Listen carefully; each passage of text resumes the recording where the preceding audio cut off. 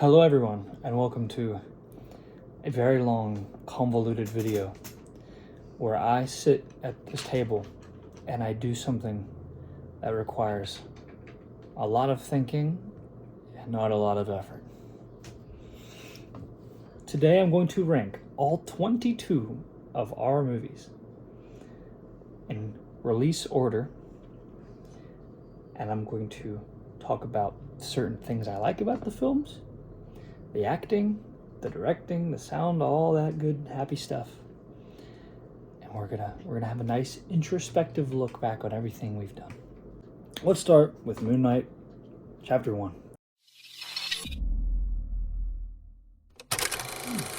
Moon Knight Chapter 1 came out in 2018. It was the very first movie we ever made. After like 2 years of trial and error, we finally came up with the version that we actually liked. However, I don't think it's that good. For what we had at the time, it's good. It was what we could do, you know. A lot of actors who never acted before, didn't have the budget for a lot of nice costumes, had a pretty basic iPhone 6s camera, didn't know how to edit videos that well. Nobody could do fight choreography. A lot of things. Hell, Moon Knight wore a hoodie for half the movie instead of his armor, and a lot of people didn't like that, but I thought it was an interesting aesthetic choice because it's his origin story, so whatever. But, all jokes aside, the acting, on the most part, it's not that good. I thought I did a decent job with the directing, even if it didn't come out exactly how I imagined it to, but it's whatever. The fight choreography, there was 2 scenes that I really liked the fight choreography, especially the alleyway fight. Love that one. Instant classic. Everybody can remember that. Also, my wife's building Legos next to me. She's building the Hogwarts house. So if you hear a lot of clicky clackety, that's what's happening. I'm not like breaking my kneecaps underneath the table. But no, one of the biggest complaints about this movie, which I totally understand, the movie's too damn dark. And I don't mean like gory. I mean like you can't fucking see anything. Like, that was one of the main complaints I received when this movie came out. Like, half the fight scenes, everybody was like, we can't tell what's going on. It's too dark. You don't know what's happening. And at first I was like, I'm sure it's fine. And then I watched it a couple times. I'm like, damn.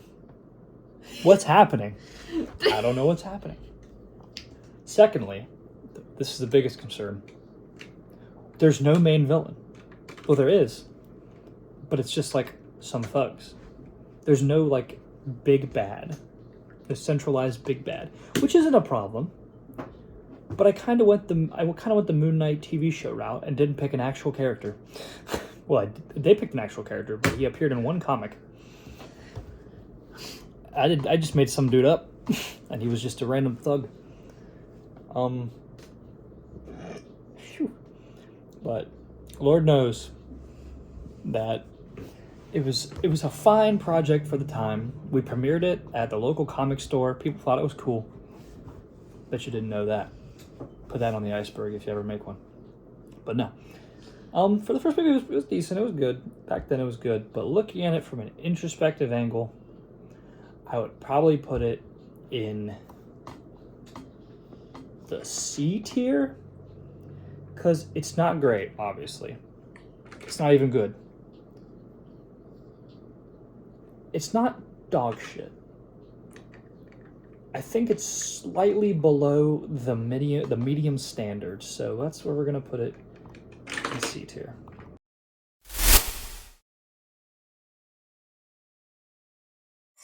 All right, let's talk about Winter Soldier. The Blair's favorite movie, everyone's favorite movie, the greatest film ever made. It's terrible. It's absolute cheeks. But it's kind of a mythic film at this point because it's so bad it's funny. I'm about to disrespect everybody, including myself, so don't worry. Let's talk about the acting first. Let's get that out of the way. Jonathan Luman did a great job. He's always, good. He's been in theater. He does his thing. But he was a little campy at points. He was way better in Secret Avengers than he was in this film. Let's talk about Derek. Derek, I don't know if you'll ever see this. And I say this with love for you. And I know you'll probably laugh. But you were so bad. You were so bad. And we all know that looking back. But holy crap. Later I found out it's because you didn't care about playing the character, which that's fine, whatever. But I didn't have the budget to make Star-Lord, so calm down. Cole, you and I have had many conversations about this film. You know it was bad. And you know you were not good in it. Because you've been better in other films. We'll talk about that later. The fight choreography was cheeks. It was so bad. The soundtrack, I made it myself in GarageBand. It was fucking awful. The costumes, what costumes? Hawkeye wore a fucking shirt with an arrow on it. It wasn't even purple. Bucky had a disgustingly bad fake wig. Jonathan at least had something going on, but his mask was like on the other side of his face half the time. But that would be so bad. The writing is bad. I wrote that poorly. The acting is bad. Everything's bad. The cinematography's bad. But it's so funny to watch because you're just like, this is so awful. It's hilarious. It's gonna go an F tier because the F is for fucking awful. But the F is also for funny. So, yeah, it's bad, but it's so bad that it's funny. And every time we rewatch it, we can't help but laugh. Because it's not so bad that you're like, dude, this is genuinely atrocious. But you're like, this is so dumb. It's so funny.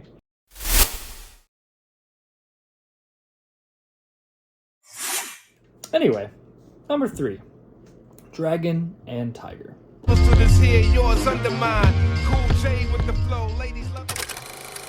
First Dragon and Tiger film featuring Caleb Johnson and Hale Keener, who are not the Dragon and Tiger and haven't been for the last 5 years. Well, actually, I think longer than that. Last 6 years. It's been 6 years since these two have been the Dragon and the Tiger. But anyway, this is probably the first movie that I really enjoyed the writing process of, because I love the characters of Iron Fist and Shang-Chi. However, there's many flaws. For one, their costumes are really boring. The Iron Fist one, at least he has the green and yellow. The Netflix show apparently didn't understand that those colors existed on our spectrum of reality. But but we have the yellow wraps, the yellow mask, and a green hoodie, so I can say at least that that's something. Shang-Chi, he had a red mask and a red and black hoodie, which his costume is red and black. But that's basically a Netflixified Shang-Chi. So, that's bad. There was no really, main villain. Harold Meacham was the villain of the story, but it was never really understood as to why he was the main villain of the story, or why he wanted to kill Iron Fist, or any of that.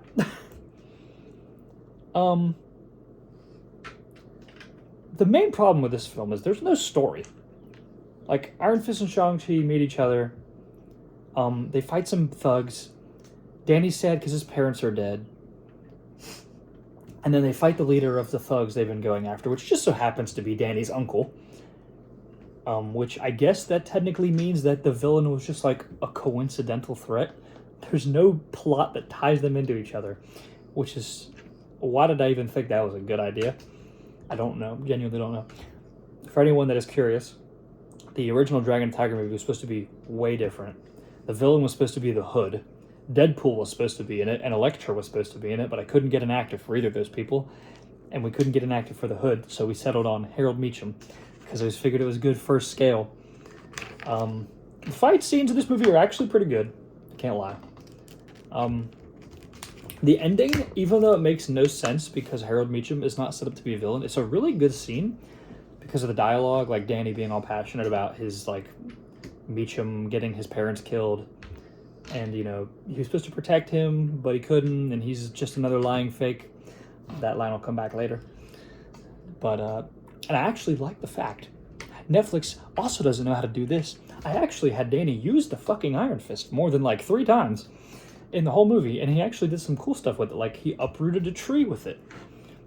And he actually, showed some combat prowess, and it didn't just say, "I'm Danny Rand, the immortal Iron Fist, protector of Kunlun and sworn enemy of the hand," like 38 times and 67 times in the movie. Like, he didn't say that once.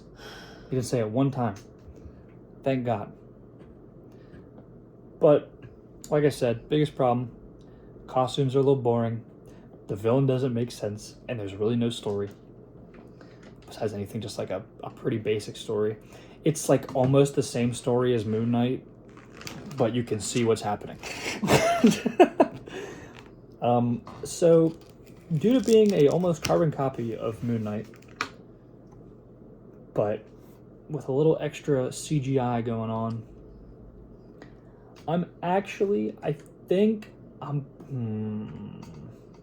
See, at least Moon Knight had a little bit going on in like the plot department for a little bit of it. There was some more deeper moments. Dragon Tiger really only had like 1 or 2, and one of them wasn't even that great. I didn't even mention the acting. Hale, not great as Shang-Chi. Could be worse, but not great. Caleb Johnson, not actually a bad Iron Fist, but he could have been better. Dalton did a good job. He's a good actor. I mean, he always does a good job. Can't complain there. So I'm gonna lump Dragon and Tiger 2 behind Moon Knight 1.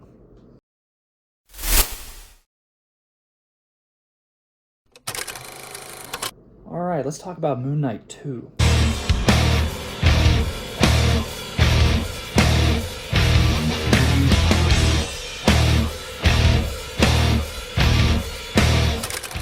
Now this is where it starts to get interesting. Because Moon Knight 2 actually is not, like, bad. There's actually a story. The story is, Moon Knight's doing up his usual thing. It's a couple years later after the first film. He's got the armor, he's got everything going on. And we find out Raoul Bushman has been sent. Raoul Bushman is sending his mercenary men after Moon Knight to kill him. And we get to see Moon Knight, fight all of his hitmen and eventually fight him in the parking garage. We get to see Black Spectre and Scarecrow and Midnight Man, who are also while working for Bushman. There's a great climactic fight at the end. In fact, this film has a lot of good fight scenes, a lot of gory and fun fight scenes, which definitely are an improvement over all of these. The soundtrack I really like. I started actually using like legitimate music. That's one thing that's good about the first Dragon and Tiger is I started using like actual like songs, and it kind of added a bit more of like a fun street fighty aesthetic to it. But Moon Knight 2, you get some songs that are like from Split. You get the soundtrack to that movie. I added some of that, so it's more dark and brooding. We get a little bit of exploration on the Split personalities and Khonshu, and there's a lot more to the plot. And it's just more enjoyable to watch. You can actually go back and be like, this actually isn't the worst thing I've ever seen ever. And I'd say it's definitely a vast improvement over these films. Actually, when I go back, I actually don't mind watching this one. It's honestly not bad for being in the first phase of the YTMCU. It could be a lot worse. The Moon Knight costume kind of started to come into its own. It looked good. Bushman looked good. Black Spectre looked good. Scarecrow and Midnight Man, they looked fine. At least there was some color going on. The acting was good. Dalton did a great job as Bushman. Also, for further note, I'm not going to say that I do good in acting in any of these, because that is not my job to decide. Because that's an ego thing. If I want to be like, yeah, I did a good job and everything. Yeah. No. I think the costume's good. I think, for what it's worth, Gabe and Cole did a good job, and Jonathan did a decent job with what he had. Fight scenes were good. Like I said, I like the music. So I'm actually going to stick this in the middle, because it could be a lot better. There's a lot of things that the newer movies have improved on, but it does not lack well, it lacks the same flaws. In the fight scenes, you can actually see what's happening, unlike the first one. So that's a big improvement. I'm going to put it in B tier.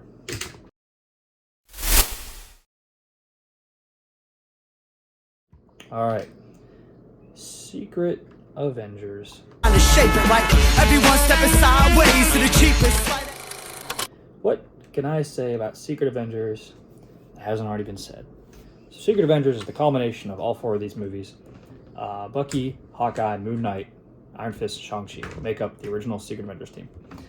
The plot goes, Crossbones is back and wants revenge on Bucky, but this time he finds out that Bucky has now created a team that randomly spawned in the same building. They were all there. Bucky was protecting government assets, and Danny and Shang just thought he was a thug, so they fought. And then Bucky was like, yo, I'm cool. And then they were like, all right, let's be friends. And then they walked into a building, and Moon Knight was casually killing a motherfucker. And they were like, all right, Moon Knight, let's be friends. He was like, okay, whatever. So they all teamed up and decided to form a little street-level Avengers, essentially. Crossbones coerces Harold Meacham into helping him defeat Bucky, and basically is like, hey, you can kill Iron Fist and Shang-Chi. By this point, Harold's kind of like, I don't really want to kill them anymore, but he goes along with it anyway, because, you know, Crossbones is like, hey, I have a gun, and I'm going to kill you. Type of things usually would happen if someone held an AK-47 to your head. Crossbones uses Harold Meacham's money to create a robot android Avengers to fight the Secret Avengers. Secret Avengers fight them. They find out that Crossbones is having a banquet at a hall that Harold Meacham is going to speak at. So the Avengers hijack it. Crossbones' gunmen are taken out by Moon Knight, and they get the scoop kind of what's going on. And then later, Harold basically tells them about Crossbones' plans to be at the safe house. So Bucky and Shang go to the safe house, while Mark and Iron Fist fight off some of Crossbones' guys. They eventually fight Crossbones. He injects himself with the super soldier serum, beats the living piss out of Bucky, while Ronan, the brainwashed Hawkeye, is fighting Shang. And then eventually Danny and Mark arrive, and they beat the crap out of Crossbones, and then he dies. There's a final moment where he laments to Bucky that he should have forgave him because he knew Bucky was brainwashed, which, by the way, for context, Bucky, while he was Winter Soldier, killed Crossbones' family. If you've seen him, you would know that. But yeah, and then he's like, I get what I deserve because I should have forgiven you, and I let rage consume me. It's actually kind of a good message for the end of that. And then after that, the team gets together, and they decide that they're going to become a actual squad that doesn't break up at the end, even though we'll kind of get back to that later. So what's the plot has been described. Let's cover the acting. I think Cole did a better job in this one. However, he looked down at the script way too much and not enough up at other people. But that's fine. Hale did a little bit better as Shang. Derek hardly played Hawkeye in the movie. He was in like 3 scenes. My bad on that part. Jonathan did great as Crossbones, way better than he did in the first movie. Dalton was good as Meacham again. If you were a connoisseur of our media at the time, you would have noticed that the Iron Fist from the original movie was not present in the new one because he was replaced with somebody else because he quit. Yeah, Brady does a really good job as Iron Fist. In this movie, he's but later, this man cooks righteously. We'll talk about that. So I'm going to say, for the most part, the acting is good. I wouldn't say any are bad, because the only actor that I think is bad really doesn't get enough time to be bad. But I think everyone else does a either great job or an okay job. So I think that's not bad. The fight scenes are really good. I like the ending fight with Crossbones, the Shang-Chi versus Moon Knight fight, the Robot Avengers fight. I like them for the most part. The soundtrack was decent. I can't complain, though I think there's a little bit of filler content I could have possibly removed, and the plot could have been a little more sturdy. but I think for the most part, it's not bad. I don't think it reaches the same like great fight scenes and story as Moon Knight 2 did, but I definitely think it's better than the rest of these. I have my nitpicks with everything going on, but I think I'm gonna put it in B tier below Moon Knight Chapter 2.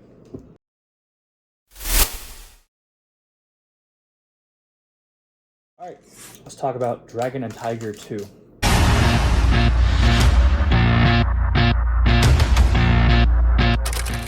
Dragon and Tiger 2 follows the story of Shang and Danny after the events of Secret Avengers. We find out that Danny is still living with his uncle. Shang is broke and is trying to figure out what he needs to do with his life to get good because he's broke. We find out that Peter Parker is like a main friend of these two. And Peter is trying to get a job. He works at McDonald's. Basically what we find out, the plot here is probably the most solid plot we've talked about thus far. So, first we'll start with the Hood. The Hood is the big bad of the story. We find out that the Hood is the kingpin of crime in New York, and his goal is to ascend to godhood by activating the powers of a magical crystal called the Red Stone of Satanael. And how he has to do this is by crushing it. But the only problem is he hasn't found it yet. So we find out that the Hood basically knows about Iron Fist and Shang-Chi. They're the new heroes on the block. So he is basically like, I'm gonna do something about them. He talks with, other thugs other gang leaders at a meeting basically about how to deal with the certain threats of Hell's Kitchen. You have Punisher, Moon Knight, blah, blah, blah. They talk about Iron Fist and Shang-Chi. But what conveniently falls into the Hood's lap is this fella named Davos. We find out that Davos was a former training partner alongside Danny Rand when they were children. And he believes that he had the Iron Fist power taken from him illegally, so to say. He felt like he was cheated out of what he deserved. So with the help of the Hood, Davos gets the chance to fight Danny. They meet. Danny and Shang fight the Hood and Davos. The Hood jumps Shang and shoots him nearly to death. Danny shows up to help, and then Davos shows up to beat the crap out of him. Davos beats the living hell out of Danny, and the Hood and him leave after they think Danny and Shang are both dead. Spider-Man arrives to help them, takes them to the Sanctum Sanctorum. Doctor Strange helps them. What we find out is Davos and the Hood are doing blood magic, and Davos steals the powers of Danny Rand and Shang-Chi. He steals their abilities.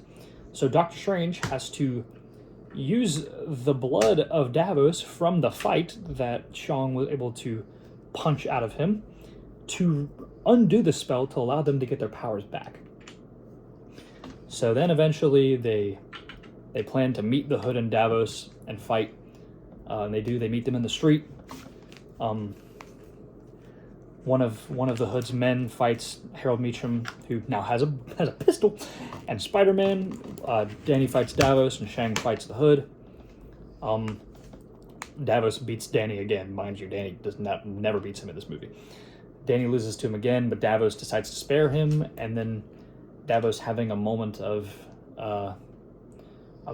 guilt, decides to not kill Danny and says, "Fuck you" to the Hood. Is basically like, you're the reason Danny's parents died in the first place, and Danny's like, what? I didn't know this. I'll talk about what that means later. So they all decide to fight the Hood. Davos decides to screw him. I'm going to help the guys. The Hood kills Davos. So now Danny takes the Steel Serpent's powers from Davos. So now he has the powers of the Iron Fist multiplied and the Steel Serpent. And he ends up defeating the Hood and vaporizing him using his Iron Fist, turning him to sand. So Davos is dead, the Hood's dead.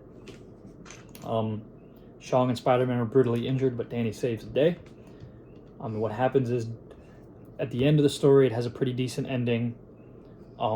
Danny gets money from Harold to help helps Shang and Peter be afloat. Shang is able to get his own place and start his life up. And Danny, he's a responsible friend. So, he feels like he did a good job. So, as you can tell, the story was actually a story. There's actually, a plot there. Pretty long one from what I described, but don't worry. This is not going to be the longest one. We have a 3-hour-long movie here.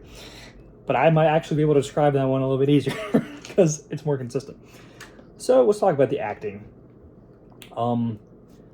Wayne, who plays Davos, is a fantastic actor. He did a great job as Davos.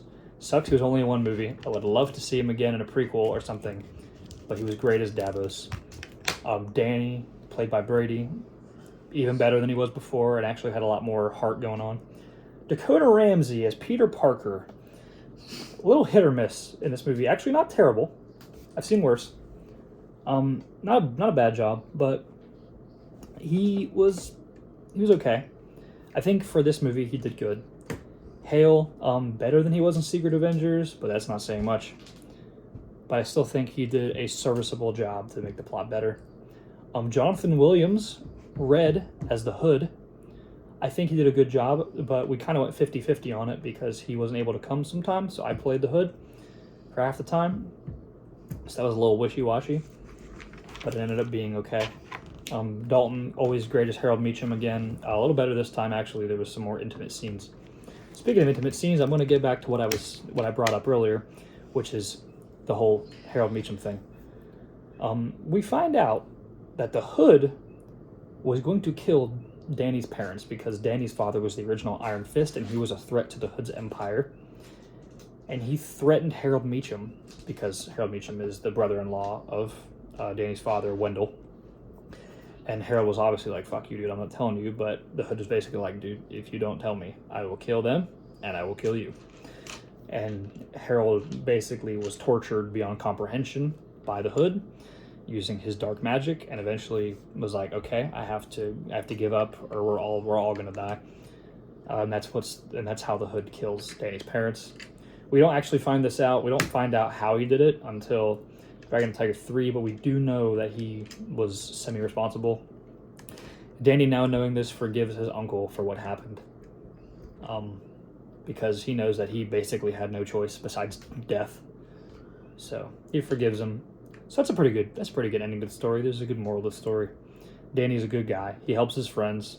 Forgiving people is good because you never know the real side of the story. The music in this film I really like. We got a lot of hip-hop, a lot of rap. Obviously, it worked really well in the first movie, works really well in the second movie, works really well in the third movie. The fight scenes I really like. I thought they were pretty good. We got to experiment with, this is probably the film where I used the most CGI so far. We have, the Iron Fist punch, the Steel Serpent's punch, Spider-Man's webs, Doctor Strange's magic, the Hood's magic, and teleportation. So I got a lot to mess around with here. I think aesthetically pleasing. This movie is super colorful and super comic-y in its visuals, and I love it. I just really like this movie. I mean, yeah, it has its flaws, like every movie has up to this point. But I think out of all these so far, I'm going to say it's the best one. Call me crazy. Even Brady disagrees. He thinks Moon Knight 2 is better. I don't.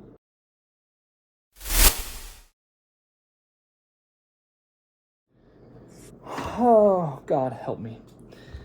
The next movie is Flip the Coin.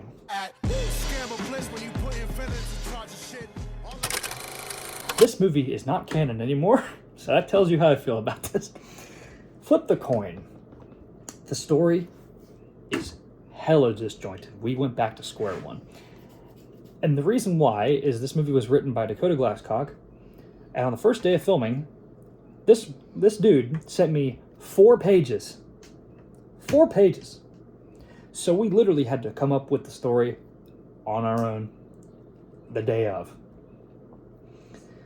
And it was bad. It was really bad. Basically, the original plot of the story was supposed to be, it was a 3-way story between Deadpool and Spider-Man, Punisher and Moon Knight, and Taskmaster, who is the villain. Basically, we find out that Taskmaster is going to go after the Secret Avengers.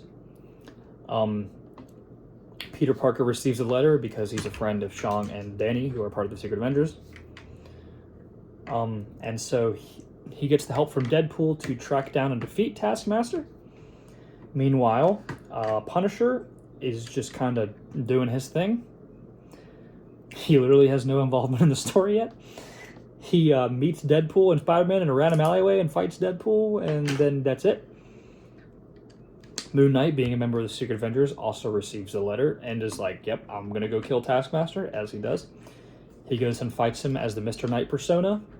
He loses, he gets impaled, and then he turns back into regular Moon Knight, because the cool thing about Moon Knight is that, depending on his personality, he may or may not have powers. So Mr. Knight doesn't have powers, but Moon Knight and Mark Spector do. So the Mr. Knight persona dies, and the regular personas continue as they are. So eventually, Punisher and Moon Knight encounter each other, they fight, they decide to team up and go after Taskmaster. So now you have one group against Taskmaster, one group against Taskmaster, and Taskmaster. And they all meet at the end, they fight him, that's it. Deadpool fights the Punisher while Moon Knight and Spider-Man fight the actual villain, which, don't worry, that wasn't unintentional, that was part of the funny. They beat Taskmaster. Moon Knight's like, yo, I'm quitting the Secret Avengers. It's not for me, I don't like being on the team, which is funny, considering what happens later. So Spider-Man joins the Secret Avengers, which that part is still canon. I keep telling people that part is still technically canon. Part of me thinks I should just recanonize this film, but I don't know. I probably should. It's been so long. Who cares? So this film is extremely disjointed. There's so much stuff that does not need to be here. The plot makes literally no sense. It's so basic from what it could have been, which we did our best. Our best wasn't good, but we did it. On the acting side, Wayne was really good as Deadpool. Duncan is literally the Punisher incarnate. That man could literally dress up as the Punisher and go kill people, and I believe he was the actual guy. Dakota Ramsey as Spider-Man was not as good as he was last time. He actually downgraded a little bit. And Dalton as Taskmaster, I mean, he's a good actor, but Taskmaster is not the character for him.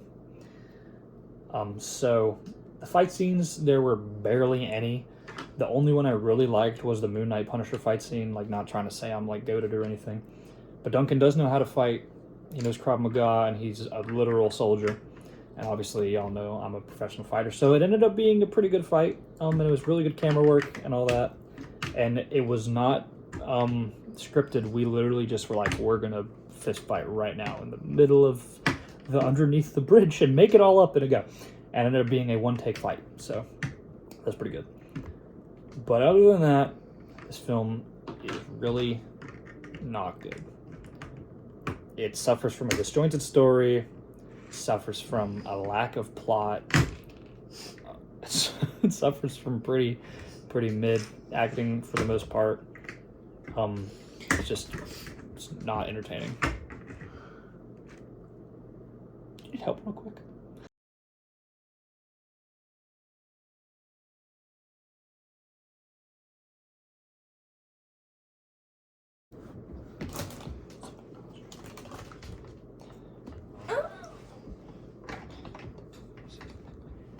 I couldn't tell you.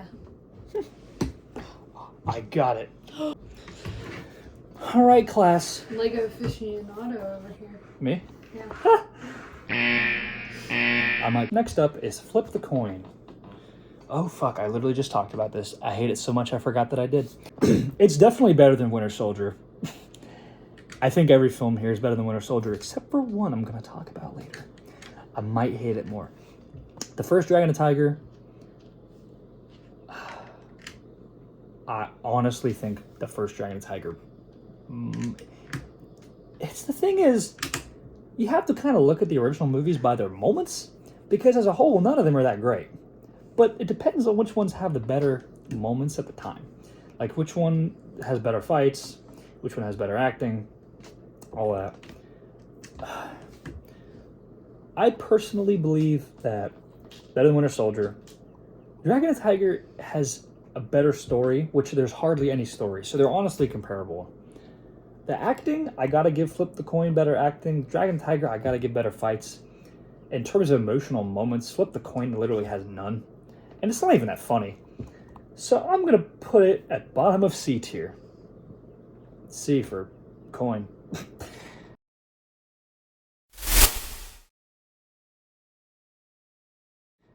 On the opposite of the spectrum, let's talk about Sin Eater.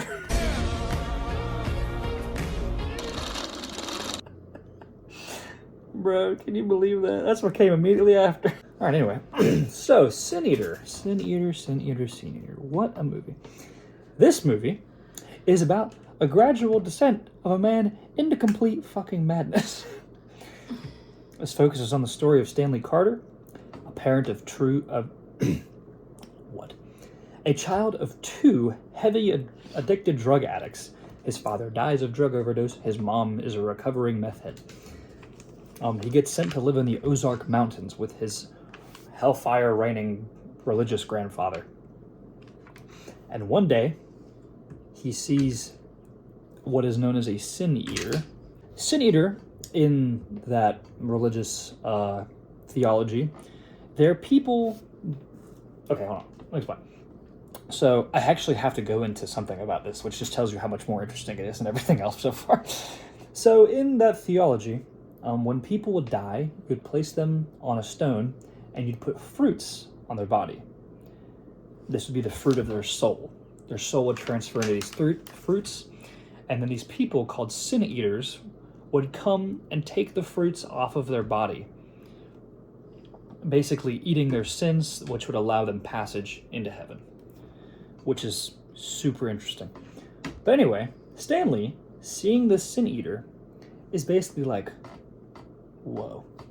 He swore for a second he looked in the Sin Eater's eyes and saw the glint of something more.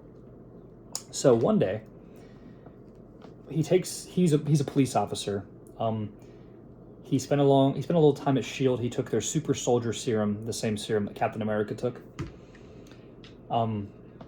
However, it was untested, so there was a little bit of psychoactive substances as part of the super soldier serum, which heavily triggered his mental illness. And what we find out later on is that him taking this super soldier serum with LSD mixed in accidentally triggers a little bit of his inner sociopathy, and he develops a split personality based off of a Sin Eater. But the difference is, the Sin Eater is actually something beyond what we can understand. We find out that this serum had some kind of alternative mutation effect that turned the Sin Eater into something paranormally powerful. So as the Sin Eater, Stanley forms a mindset of righteous zealotry. He believes that him literally murdering people with his purification gun eats their sins. So after they die, they are free of sin and can go to heaven. So he personally believes that him killing people is saving people from hell. Crazy. Definitely not true. So, of course, this ideology comes into conflict with two heroes, that being Spider-Man and the Punisher. Spider-Man obviously is against Sin Eater because he's literally killing people. And the Punisher is against Sin Eater because of essentially the same reason, but with a different thought process about it. Peter wants to arrest Sin Eater, Punisher wants to kill him, as you expect. So, we find out that Sin Eater, one of his strange mutative powers is he can take the powers of people that he kills. So one night, when a huge hostage situation is happening, he kills Count Nefaria, his older, weakened version, kills Claw, Ulysses Claw, and kills Grey Gargoyle. We find out that he takes their powers later. He doesn't take them yet, but he takes them later. We'll talk about that later. So in this movie, we find out that he's like bulletproof, can regenerate, and apparently can teleport. I forgot about that part. But so essentially, he beats the Punisher, beats Spider-Man. There's no happy ending here. It's honestly terrible. He's struggling with mental illness due to a few things. For one, the death of his parents and his natural drug issues due to drug-induced psychosis from his parents. Obviously, he has a split personality that murders people, so he's a bit messed up there. And his constant state of paranoia after the split personality forms, he is deathly afraid of being caught. So he kills his best friend, Judge James Rosenthal. They were best friends. Obviously, Stanley was captain of the police force. James was a judge, so they believed in the same idea of protecting the innocent through the law. But once the senator starts to come out and kill villains and kill people and kill thugs who he believes are sinners and deserve to be purged, obviously he's like, I'm afraid for anyone to know. And so in an act of desperation, he goes to his best friend and blows his fucking brains out. Immediately hit with grief, he's like, I have no one left now. I have nothing to worry about. So the full senator embraces. The whole Spider-Man fight happens, a Punisher fight happens, and eventually Stanley comes home from all this. He decides he's done with the senator, smashes a mirror, goes insane, and he's like, I'm gonna fix my life. So he goes and sees a psychiatrist, which is actually not only how the film started, but how the film ended, was with the psychiatrist meeting. So all of the events of this movie were basically being recalled by him mentally. But what happens after that is his therapist is like, you should go and reconnect with your ex-wife. Maybe you guys can start up your relationship again. Stanley goes to his ex-wife's house. They talk. And in a moment of insanity, this is my favorite part of the whole film, he whips out the shotgun and fucking shoots her in the head. Blows her head off. The blood splatters all over him. And that's the moment of realization. He will never, ever escape this. So that's the plot of that story. Way different than any of the ones I told you about before. It literally ends that way.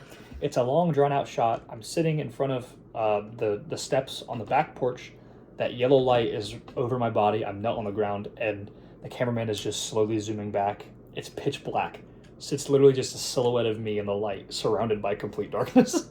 It's a perfect ending shot. I love it. I love that movie. It's a little disjointed, but honestly, the rest of it is great. There's some really freaky analog horror psych segments. There's some really cool fights. The character writing, I thought I did a pretty good job with that. The acting in this film was actually phenomenal from pretty much everybody involved. Even Dakota Ramsey popped off in this film. Can't lie. I think it's really good. I really can't find a lot of flaws with this movie. It sounds egotistical, but I have to look back on my work and criticize myself. The beginning of the film is a little hard to follow because it's just so disjointed, which it's kind of supposed to be because it's from his perspective of his madness, so it's a little confusing.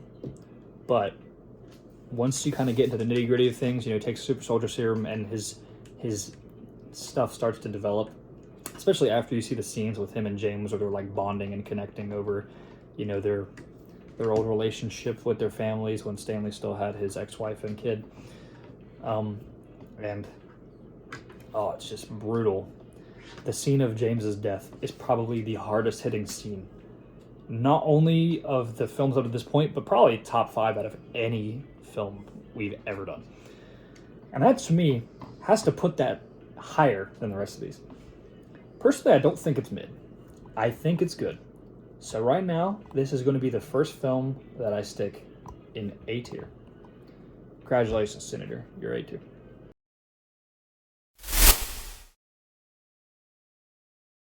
All right, next. Winter Soldier 2.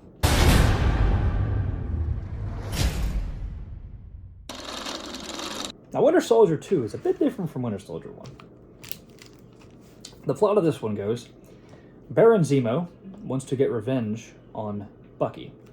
However, in this case, instead of it being because Bucky did something to him, it's actually because Captain America did something to him. Zemo wants to get money to treat his mom's cancer. And so doing this, he has a bounty on the head of Bucky Barnes, and his plan is to overthrow the United States government so that he can have all the power to do whatever he wants and get money from the United States government. So he assassinates President Ford. President Ford is replaced with President Elaine, the former vice president. and Zemo essentially conspires with the former vice president to start a war with Russia, accusing, the Russian military and the Winter Guard of killing the president. So, this gets Red Guardian involved from Russia. The Russian KGB is basically like, yo, bro, America's trying to start a war with us. You need to go over there and stop them. And Red's like, yeah, whatever, bro. So Red goes over there. He gets into a fight with Bucky, and Bucky's like, bro, I don't know any of this. Like, we can take down the president. We can stop this operation. So Bucky, Hawkeye, and Red Guardian decide to go after the government. And at a council meeting, they break in and they expose the truth to President Elaine of what's going on. They find out Elaine was colluding with Zemo. So before he gets impeached, he gives Bucky a Nobel Peace Prize. They beat Zemo. He's arrested. That's pretty much it. It's a pretty simple story. There's actually a story there, funnily enough. See, this movie's hard to judge, okay? Because the fight scenes, there's not many. The opening fight scene I really like. It's Bucky. He fights a bunch of mercenaries and kills them all. There's a fight between Red Guardian, Ronan, and Zemo. It's fine. It's okay. It's not that great. The fight between Red and Bucky literally only lasts for a single punch. So there's that. I like the music I use in this movie. It was kind of meant to be like old-timey because Bucky is old. He's been around since like the 1930s. So I use a lot of Elvis Presley. I use some Whitesnake. Mystery Train and all that was in there, especially at the bar. I forgot to mention this. The Punisher was also there.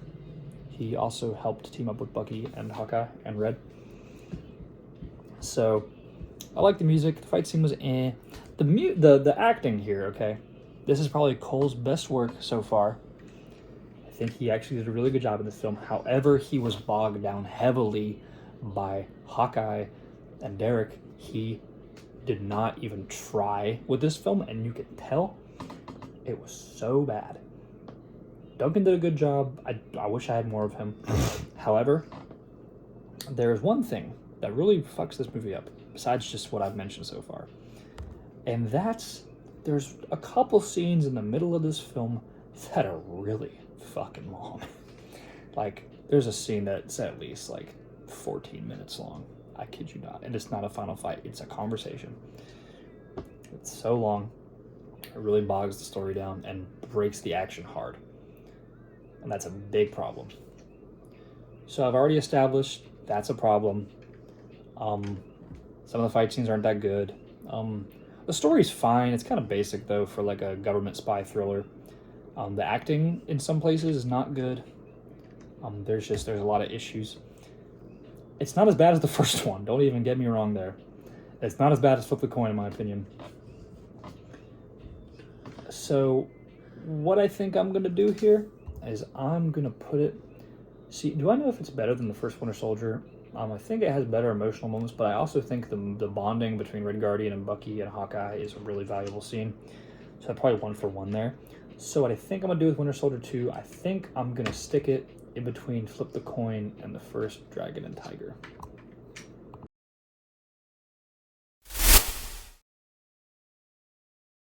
We're 2 films away from ending the first phase.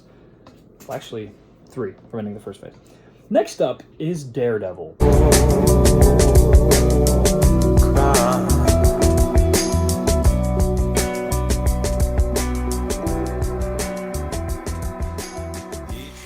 Next up is Daredevil, the original Daredevil, which is going to be non-canon soon because we're remaking it. The original Daredevil, it's Daredevil's origin story. He fights some thugs, fights Bullseye, Kingpin's the villain, yada yada.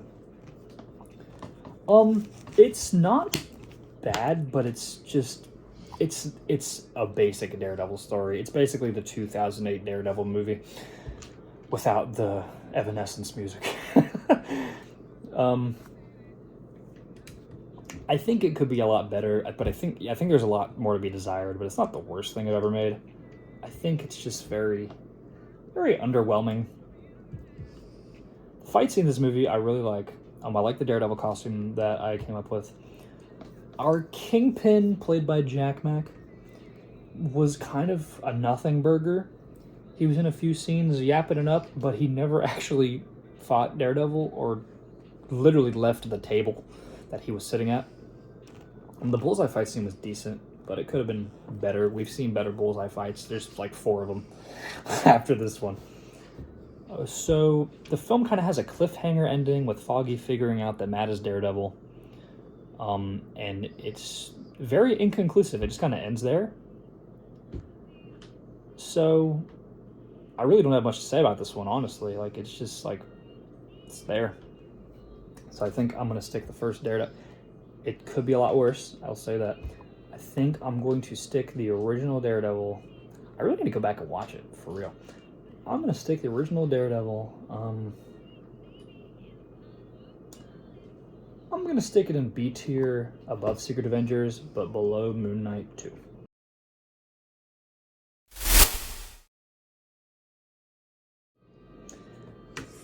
Alright, I said earlier there might be a film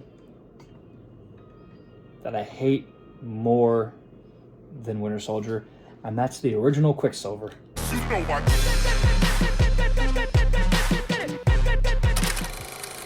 Let me hate how I have come to hate this film. There are 47 million nanofibers of wafer-thin layers in my code, and even a micro-instant level of hatred could never compare to how much I hate this movie. So, let's talk about it. The plot. This film makes no sense. What was I thinking? What kind of fentanyl was I on when I made this fucking shit? The story goes, this is in the near future. Well, I guess it wasn't even the near future. I guess it was the current era. All of mutant kind is dead. I just killed them off because I guess I didn't want to make an X-Men movie. So I killed off all the mutants except for 3 of them. The beginning of the film, we see Cyclops die. We see Colossus die. Gambit escapes. So Quicksilver finds out that the X-Men are being killed by Graydon Creed, the son of Victor Creed and Mystique. What a hellish combo. But he decides he hates mutants, so he wants to create the Mutant Armageddon, and his squad goes and kills all the X-Men. So Quicksilver, of all people, is like, I'm going to kill this Graydon Creed guy, and I need the help of some fucking idiots. So he gets 2 people. Gambit. Gambit's useful. You like Gambit. But he also gets the help of this fella named Bailey Hoskins. You don't know who Bailey Hoskins is. He's quite possibly the worst X-Men ever. His ability is that he can make himself explode. Now you may be thinking, Bakugo can do that. Reze can do that. That's useful. Nah, he can only do it once because he fucking dies. If he does it, he dies. And in the 3rd act, he blows himself up to save Quicksilver and Gambit from Graydon. It doesn't work. He just dies anyway. I thought that was funny, I guess. I don't know why. So, yeah, this movie's kind of shit. The story, it makes no sense. It literally only exists because I didn't want to make X-Men movies. It was the Blairs' first time acting, so neither of them really did that good. They hadn't kind of come into their own yet. This is Dakota Ramsey's worst performance. The effects were fine. The Gambit card explosions I actually kind of liked, and the Quicksilver super speed scenes I kind of liked. But one thing happened that really didn't do it for me. So my one friend, he's another filmmaker. His name's Ben. He was like, not the Ben that plays Spider-Man in Deadpool. He didn't do anything wrong. This guy's name, I don't even remember his last name. But he was like, hey man, the color grading of your film looks kind of boring. Can I color grade it? And I was like, yeah, of course. I'll send it your way. This dude sent me the most blue movie ever. For some reason, this film is incredibly blue. Like, the whole thing is tinted like this fucking Lego piece. It is so blue. Everybody looks blue. Dabba-dee-dabba-da, bro. Everybody is blue. I don't know why. Everything's blue. So now, the story's shit, the acting's shit, and everything's fucking blue. So there's a problem. And it's not like Winter Soldier, where it's so bad it's funny. It's just bad. I almost want to put it below it. But there's a couple scenes that are a saving grace. like the super speed scenes and the Gambit fight. So I have to put it above Winter Soldier just because it has a couple better things. But I almost hate it more, and that's an issue.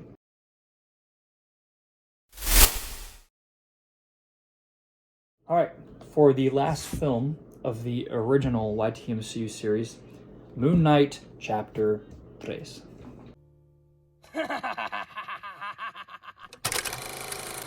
Moon Knight Chapter 3, probably the best one so far. This film follows the story of, we are now years into Moon Knight's career. You know, he's taken down gangs of Italian mobsters, he's taken down the biggest criminal empires in New York. He's taken down Bushmen and a bunch of villains. He's just doing his thing, trying to keep his personality disorder at bay. But the big problem is, there's this fella named Sun King. Sun King is a bipolar mutant with fire powers who is, like, insane. And so he gets admitted to a hospital. And this doctor named Dr. Worth, who was Dr. Frederick Worth, not the Dr. Worth that we may see later, different Dr. Worth. That's his daughter. But anyway, Dr. Worth is Moon Knight's psychiatrist, or was Moon Knight's psychiatrist. So he found a way to interest his patients using Egyptian mythology and mythology, because mythology is interesting, right? We all have a little bit of mythology. So he shows them Egyptian mythology. Well, Sun King, being the absolute sociopath he is, finds out that Moon Knight is the Egyptian god of the moon's avatar. He has fire powers. So he's like, what if I'm the avatar of Ra, the sun god? He's not. He's not actually. He's just extremely deluded and has the power to burn people alive.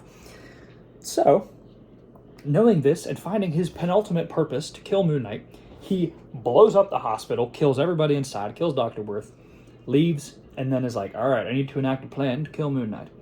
So the first person he meets is this fella named The Truth. The Truth is a mutant as well. His power is telepathic corruption. If he touches you, he corrupts your mind and literally melts your psyche and can now project dark thoughts onto you. So we find out that he can literally corrupt people, and he kills like multiple dudes by brainwashing them and frying their brains. So Moon Knight fights him, beats him up, and Sun King is like, hey man, you hate Moon Knight, I hate Moon Knight. Why don't we do a little research into his history so we can kill him? So they do the thing that is the worst thing they could have done, and they perform dark magic and they resurrect Bushman, Mark's greatest enemy. So now you have Mark's greatest enemy, a deranged psychopath, and some dude that just got beat up by Moon Knight once but doesn't like him. And now they're all going to work together to kill Moon Knight with the help of all of Bushman's mercenaries who were still alive but just were without leadership. Meanwhile, this is where the story's kind of in my opinion. The villain side was way more interesting until like the ending, which is so weird. During Moon Knight's part of the story, Spider-Man is trying to help Moon Knight with his mental illness and making him happy. So with the help of Doctor Strange and Robert Reynolds, aka the Sentry, Spider-Man, Doctor Strange, and Sentry go into Moon Knight's mind to find his greatest moment of happiness. And from the lore of the old movies, you know that it's when he still had his wife, Marlene. Big L, she's dead again. They go, Doctor Strange goes to an alternate universe, pulls out a version of Marlene still alive, brings it back to Mark. Mark's like, oh my god, I have my wife again. Big dub. But, so his wife is now finding out about all the things that the Moon Knight of this universe does and has done. And she's there for the whole ending of the movie.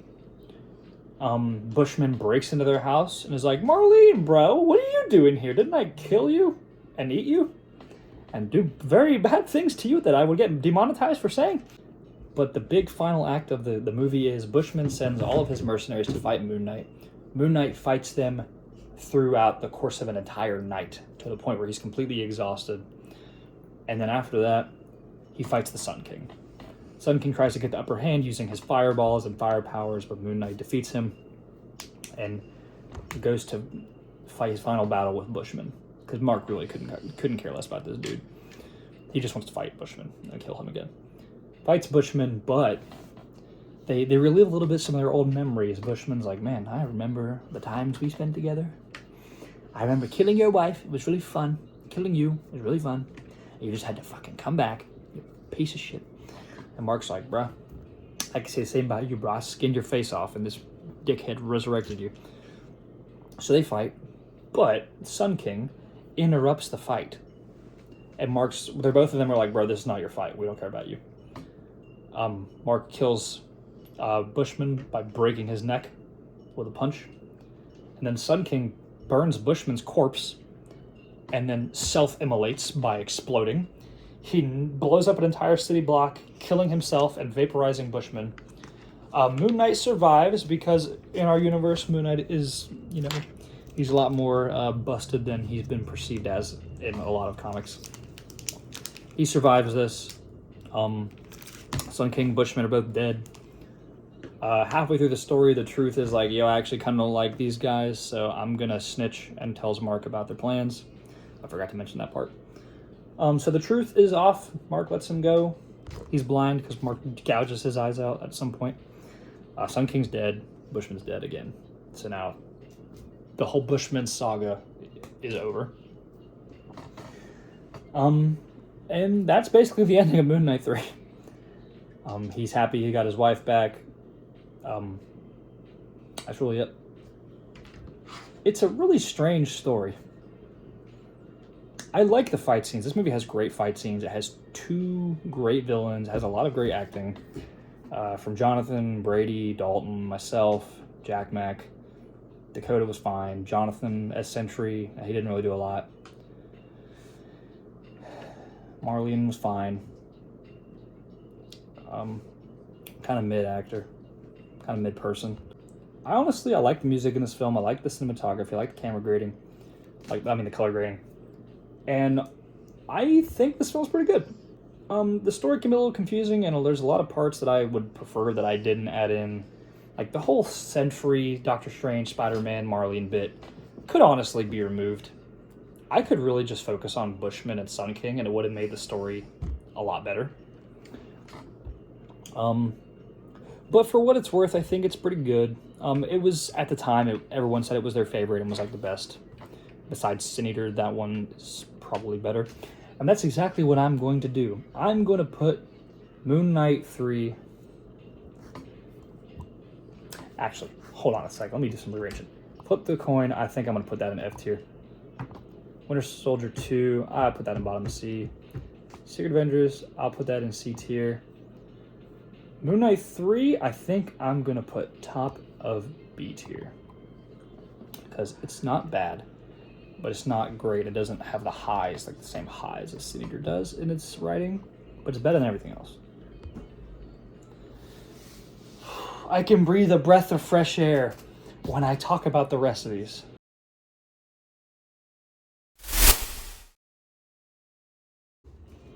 These next 1, 2, 3, 4, 5, 6, 7, 8, 10 films don't make me want to kill myself, so let's get it. Let's talk about Midnight Suns.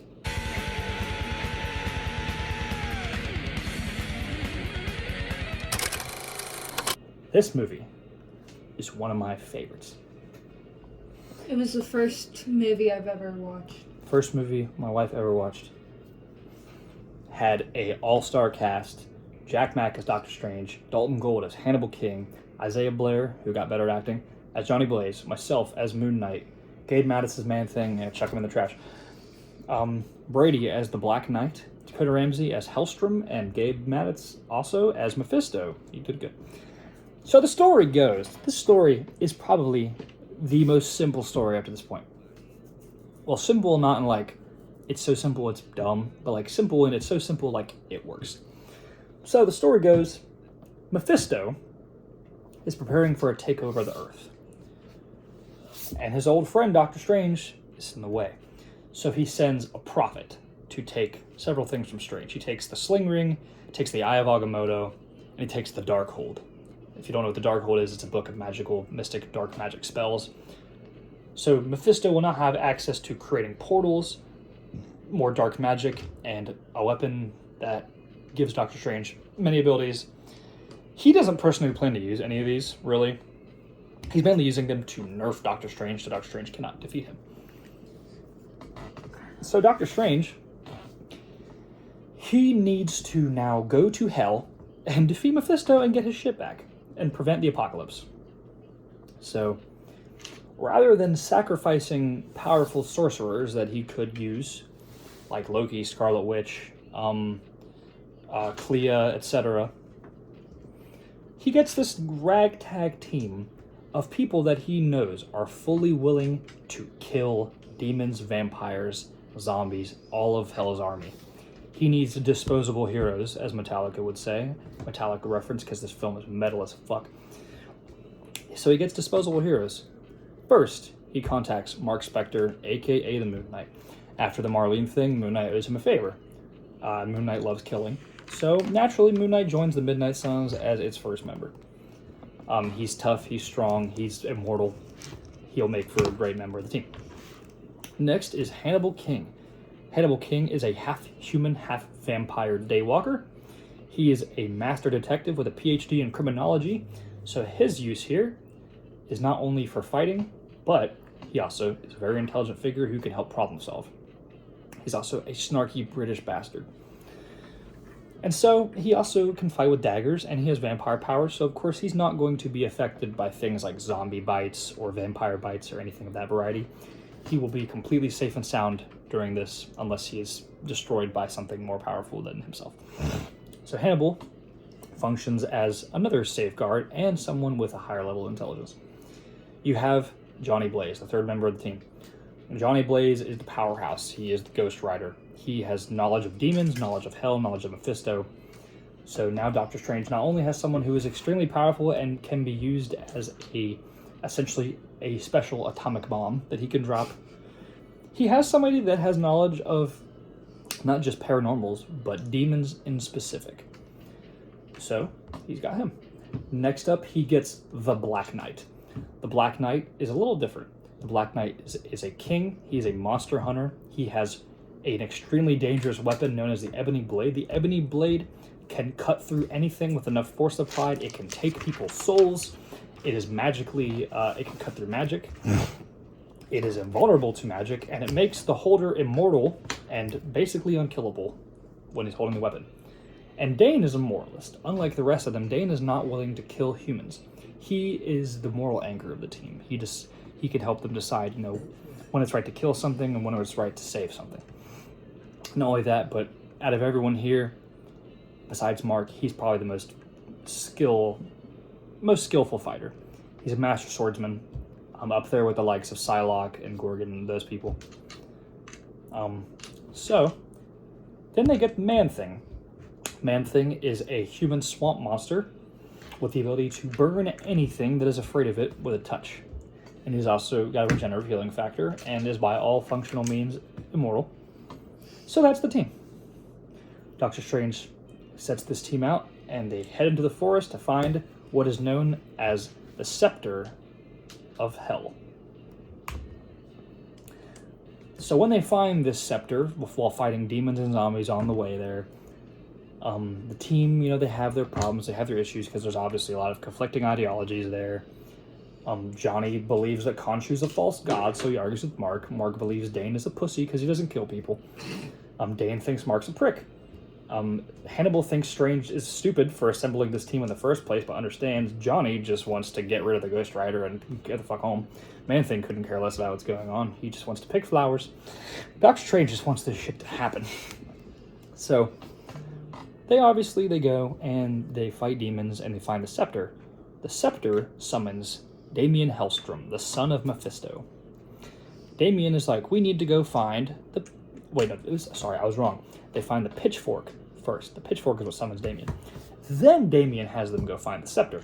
So Damien leads them to find the scepter while using his demonic power to find the sense of the magical item. They go and find it. They fight some super zombies and defeat them, and Damien's basically like, I was just kidding the whole time. I'm actually going to take the scepter for myself, and there's nothing you can do about it. And so he leaves, and the team's like, fuck, what do we do now? There's no sling ring to take them between dimensions. Ghost Rider can't take them to hell directly. So, Strange has an ingenious plan. The ebony blade can cut through anything, including dimensions of reality. So he uses his black magic to enchant the ebony blade and stabs it into the earth. So this happening creates a microcosm that all of the Midnight Suns are sucked into the underworld. Strange is transported directly to Mephisto's lair, whereas all the other Midnight Suns are transferred to the lair of hell. So all the rest of the Midnight Suns have to fight demons, while Strange tries to convince Mephisto to stop trying to kill humanity. This ends up being a poker game that he plays with Mephisto.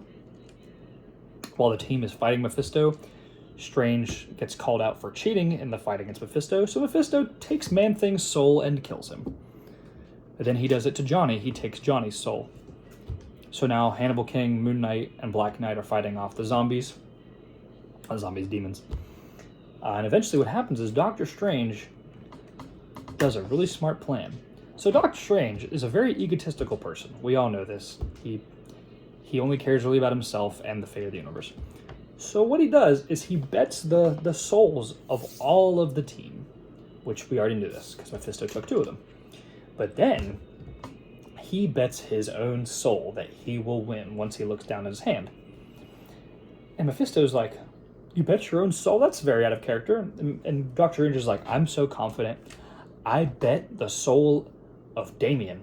And if I win, Damien takes dominion over hell as its ruler, and you will be subjugated to his slavery." And Mephisto is so fucking deceived by this. He's like, there's no way Doctor Strange would do this unless he knew he was going to win. So, falling for the bluff, Mephisto admits defeat and throws the game. And what he finds out is Strange had a terrible hand the whole time, but he was so deceived by Strange's intellect that he quit. JoJo Part 3 reference. Real ones know. So Mephisto obviously is like, all right, fuck you, you cheated. He never keeps his word, so he fights Doctor Strange. And with the help of Damien, who arrives to help Strange, because we actually find out that Damien was using the scepter to get to hell himself to fight his father. Strange and Damien fight Mephisto, but Mephisto defeats them. And then all the other Midnight Suns eventually come up to fight Mephisto. They all die fighting Mephisto, but Doctor Strange uses his black magic to resurrect the team with an extra power boost. And they all are able to jump and defeat Mephisto. And Black Knight uses the Ebony Blade's enchanted power to capture Mephisto's soul and essence, and now Mephisto is trapped within the Ebony Blade. That's the story. Pretty cool story. I really liked when I wrote it. So, the story I gotta give a pretty good rating. Next, we're gonna cover the acting. I truly don't think anybody in this movie did a bad job. Jack Mack popped off as Doctor Strange. He was so goated. Dalton plays a great Hannibal King. I'd love to bring that character back. I have plans to do so in 2 movies. Brady did great as Black Knight. We'll probably never see him again because there's really no need to, but I liked him. Johnny Blaze, Isaiah Blair has officially retired from the YTMCU. After the Scarlet Spider movie comes out, he will no longer be playing any characters, but he's still obviously part of our group. He did a good job as Johnny Blaze. Obviously, you can tell in spots when it was more of the beginning because he hadn't really come into his own just yet, but towards the end he does. Gabe as Man-Thing. Let's talk about that. I really don't think he did a good job as Man-Thing. I think he really mischaracterized him. I personally wrote him to be a quiet character, but Gabe ad-libbed all this grunting and stupid, crazy crap. Gabe was Mephisto. Let's talk about Gabe as Mephisto. I think that on another level, he did really good as Mephisto because he brought a manic energy to it that we needed. However, I think he should have played it down a little bit more and kind of went for more of a less campy approach, but I still think it was serviceable. And I think at the end of the day, everybody in the film did a good job. I love the fights in this movie. The fights in this movie are some of the best fights ever. You have Strange Hannibal and Ghost Rider versus the super zombies. You have Moon Knight versus the super zombies. You have Dane Whitman, the Black Knight, versus the Sword Devil. Well, Sword Demon, Chainsaw Man reference. I'm stupid. You have Mephisto's poker game against Doctor Strange, which is probably one of my favorite final fights because it's not really one. You have all the team against Mephisto. You have all the team against the super zombies. There's just a lot here. You have the team members against the demons in hell. There's a lot. And it's a lot of good fights. I really don't think any of them are bad. You have the overall aesthetic of the film is supposed to be a darker, metal style film. There's a lot of hard metal music. You have Slayer, you have Metallica, you have take a break. You have purple bloody hell, you got Smoke on the Water. There's just a lot here, and I think it makes for a really good aesthetic for the film. And that's exactly what I was going for. So honestly, on all bases, I think this film is pretty good.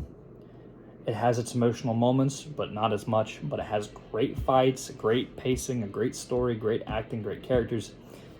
And I just think it's really good. So I am going to put Midnight Suns in A tier above Sin Eater. I'm not giving it S tier because I think a little bit of the characters could have been better.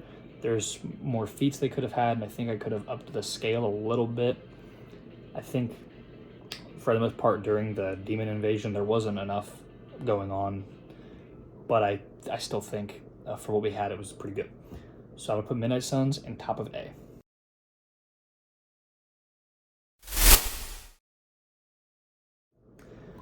Okay, next up, we have Wolverine Brotherhood.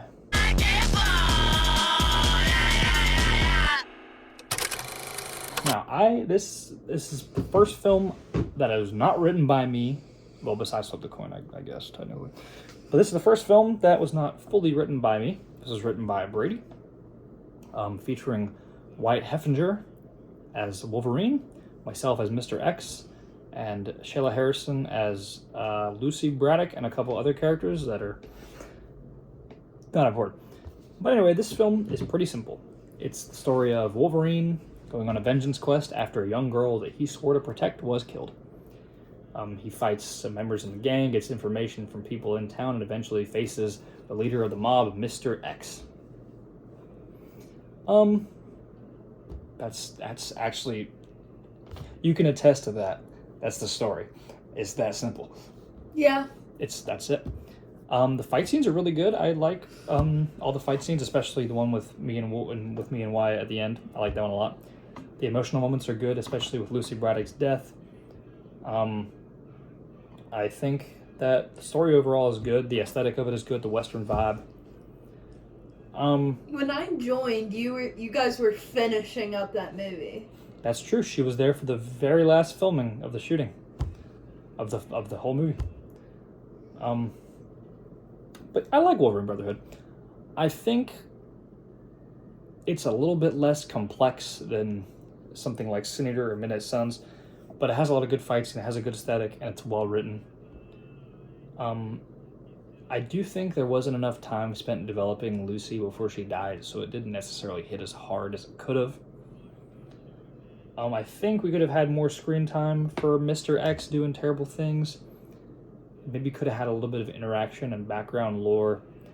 I think it was just a very nice and simple story. It was Brady's first movie that he wrote himself, and I think he did a good job. I think it's good. I'm gonna put it in A, above Sin Eater, but below Midnight Suns.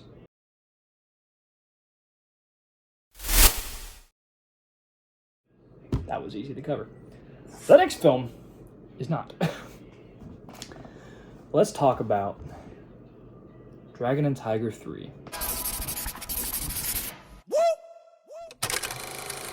Dragon and Tiger 3 is one of my favorites out of any movie. Kendall was there for this one too. Yes. So the story of this film goes, it's several years into Danny and Shang's careers as superheroes. They have started a team called the Heroes for Hire. This happened in the second movie. Danny, Shang, and Spider-Man are the Heroes for Hire. people hire them to take down villains for money and stop local threats, which they do. They also are asked to help do simple stuff. But in this film, the whole story starts because Shang finds out that the Hand, who he swore that he stopped years ago, are back. So he goes on a quest with Spider-Man to take down the Hand. That ends up revealing that his brother Takeshi is now the leader of the Hand. So I'll cover Danny's part of the story first because Shang's part gets a little more complicated. So there's a character in this film named Orson Randall. Orson Randall was an older Iron Fist. He was actually the Iron Fist before Wendell Rand, Danny's father, was. What happens is every time an Iron Fist uses their power, the other ones feel the pain. Right now in the world, there are only 2. So when Orson starts to use his powers again, Danny can sense it. And when Danny uses his powers, which he uses them a lot, Orson is in constant pain. So Danny decides to seek out Orson. Well, seek out the Iron Fist. He doesn't know his name yet. He's like, I'm going to take the Iron Fist power from you, bruh. Because I'm goated like that. And Orson kicks his ass. But then he decides, you know what, Danny, you're a plucky young fella, and you wanna improve yourself, and you want to become better. So I'm gonna teach you how to use your Iron Fist powers for the betterment of the superhero world and yourself. So the whole story with Danny, him and Orson train together. He learns how to use his powers more. He learns how to use things like the mind meld. He can put his chi into objects. He can heal people, which he could already do, but he can do it better. He learns more fighting skills. And Orson just teaches him about the lore and history of the Iron Fist. While that's happening, we'll get into Shang's part. So Shang and Spider-Man are hunting down the Hand. They try to track down the Hand, and eventually they meet Takeshi, who they find out is the leader of the Hand. Obviously, he's like, Shang, it's been, decades since I've seen you. Why don't you come and join me? We can rebuild our brotherhood. And Shang is like, I'd love to. And Takeshi's like, yeah, you can join the Hand and we can bring father back from the dead. And Shang's like, okay, no. So Shang is obviously like, dude, our father was an evil warlord who wanted to take over everything and become God. So we are not going to bring him back from the dead. And Takeshi's like, nah. So Takeshi and Shang fight. Shang beats him hand to hand until Takeshi stabs him through the back. And Shang has to crawl away while Takeshi leaves because Takeshi is also gravely injured from their fight. Spider-Man finds Shang and is like, I gotta take him to Doctor Strange to heal him. So before that can happen, Razor Fist, who works for Takeshi in the Hand, intercepts them. But what happens is their fight caused a lot of ruckus in Hell's Kitchen. So our favorite blind lawyer, Daredevil, comes out of nowhere and fights Razor Fist and gives Spider-Man time to get Shang out of there. And what happens is Daredevil helps them. Daredevil, Shang, and Spider-Man go to the Sanctum Sanctorum with Doctor Strange. Doctor Strange heals up Shang. And the 3 of them kind of figure out what they're going to do with the Hand. Meanwhile, Danny joins the party. They're all back together again now. And I forgot to mention a major thing at the beginning of the story. But I'll bring it here now, because it's probably one of the best parts of this whole story. So, Danny, throughout the story of this film, is trying to not only find the powers of the Iron Fist, but find himself, find his purpose. Because in the beginning of the story, Harold Meacham is approached by this fella named Hugh Jones. Hugh Jones wants to buy shares of the Rand Corp train system, and he offers a lump sum, and Meacham is like, this is not worth the product that I'm selling, and I don't want to buy from you because you're a sleazebag and a well-known one. And obviously, Hugh Jones isn't too happy about the denial of this offer. So Hugh, being the corrupt rich businessman that he is, sends Bullseye to kill Harold Meacham. Bullseye does. Despite Meacham's best efforts to get away, He shoots at Bullseye. Bullseye catches the bullet and throws it back, piercing Meacham's heart and slowly killing him. And Danny comes and finds him, and he's distraught because Harold was the only family he had left. His parents had died when he was 9 years old. His brother, in quotes, Davos, was killed by the Hood, and now his uncle's gone. He has no family. And he decides to grieve in silence. He pushes away his friends, and that's why Shang and Peter kind of go off on their own. And Danny is, subjugating himself to loneliness and deciding to go and find Orson. So, that's that part of the story. It's amazing. It's a good bit. The Meacham death was great. That whole arc of the story is really good. So, later on, Danny and Orson help Shang to fight Takeshi. Orson sacrifices himself to fight Takeshi while Danny, Shang, and Peter get away. Orson dies, and now, with the death of the final remaining Iron Fist, his full power is transferred to Danny, and Danny now becomes the full holder of the Iron Fist power. And since Danny, there has not been a new one, so Danny has the full control of Shao Lao's chi powers to his maximum potential. So, Danny, Shang, and Peter, and Daredevil decide to go and deal with the Hand. Shang decides he's going to have a meeting with Takeshi at the Hand compound, and the other three come to make sure everything's good. Doctor Strange uses his magic to port them there and get ready to port them out after they defeat Zhang Zhu. What happens is Takeshi has a spell that he's going to perform. Zhang Zhu's soul needs a vessel to come back from the dead. So Takeshi fucking offs himself, kills himself. And then his dad's soul possesses his body. So now Zhang Zhu is back. He has his magic powers, and he's in the body of Takeshi, who died for his father, to come back. So Daredevil, Spider-Man, Shang-Chi, and Iron Fist fight Zhang Zhu. Zhang Zhu whoops the crap out of all of them because he is very magically powerful. He's powerful enough that he was able to create a barrier strong enough to close Doctor Strange's portals so that they couldn't leave. They fight him, but to no avail. He is more powerful. Danny, whilst the other three are fighting him, Danny charges up his Iron Fist power to enter his Ultra Instinct Super Danny form. And harnessing the full power of his chi, he enters his most powerful state. Lame ass name. I'm joking. Stole it from Goku. But no. He gains the full power of his chi. He can move at supersonic speeds and throw thousands of punches. His punches are more powerful. He can move. He's fast. He's powerful. He fights Zhang Zhu while the other three are able to escape. He uses his punch to bring down the entire underground structure and destroy the Hand compound. And then using his chi to heal Takeshi's body that Zhang Zhu is in, Zhang Zhu's spirit is released from Takeshi's body and basically exorcised. So now Zhang's soul is in purgatory. Takeshi is healed, but unfortunately still dead. Shang grieves his brother's loss, but also is happy that the Hand is gone.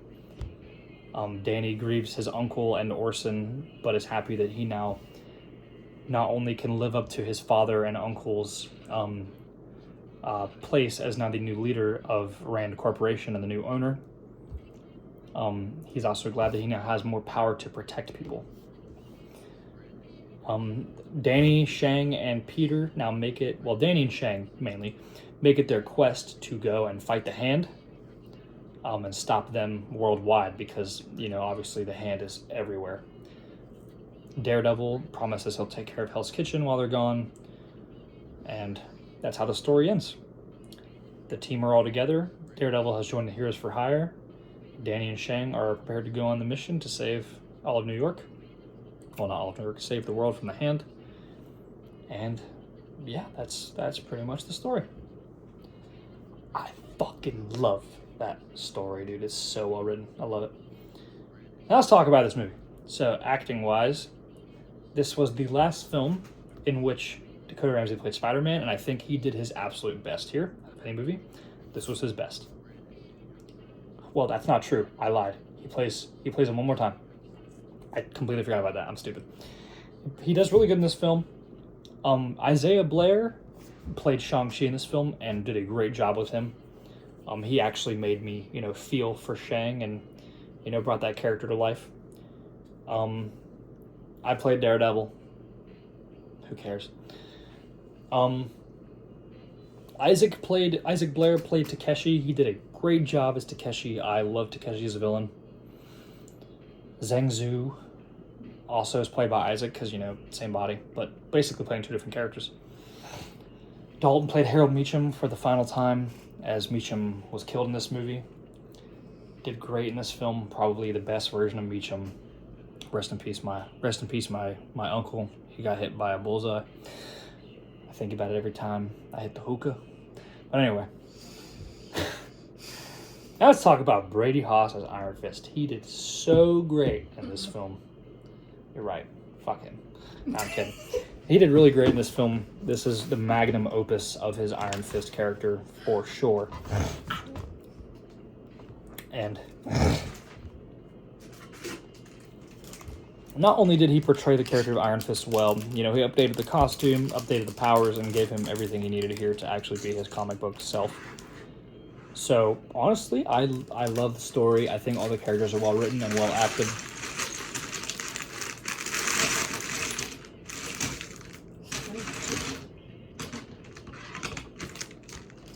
Anyway, so let's talk about fight scenes. This film's fight scenes are fucking awesome. Best ones so far. You got, Danny and Shang and Spider-Man versus the mercenaries in the beginning. You got Danny versus the street MMA fighter guy.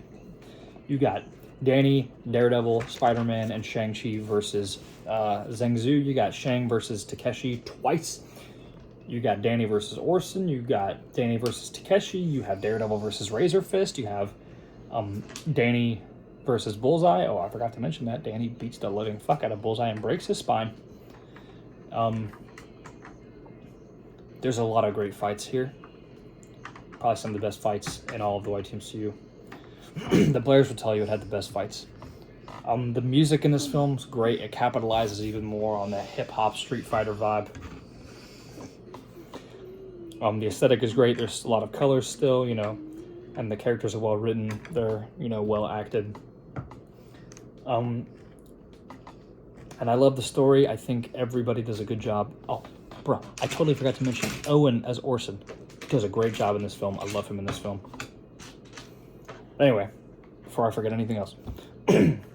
Yeah, I love everything about this movie. Honestly, I think it's really good. However, there's one thing that doesn't make this film the best film it could be. And that's that the parts with Orson are kind of boring sometimes, and they really take away from the action and the main plot. The stuff with Orson, I would have liked to see Orson do more. I agree. There's some missed potential with Orson because he's supposed to be like the OG Iron Fist. He uses guns, and he's supposed to be like the better version of Danny up to this point. So I would love to have seen more from him. But yeah, I would love to have seen more of Orson in action and less of Orson fucking yapping about the Iron Fist lore. It's important, but there was a better way you could have conveyed it. But I still think it was good. I just think that part kind of bogs it down a little bit and doesn't make it the best film it could be. But all things considered, I am going to put Dragon and Tiger 3 in S tier. First S tier, well deserved.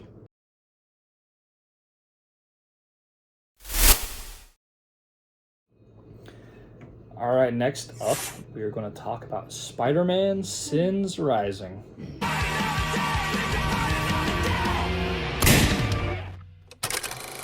This film is essentially the continuation of the Sin Eater film a few years into the future. Peter has a job at the Daily Bugle. Danny and Shang are off fighting the Hand or whatever. Actually, I don't know if this takes place before. It might take place before Dragon Tiger 3. I'd have to look at the chronological timeline. So in this film, there's a few actors at play here.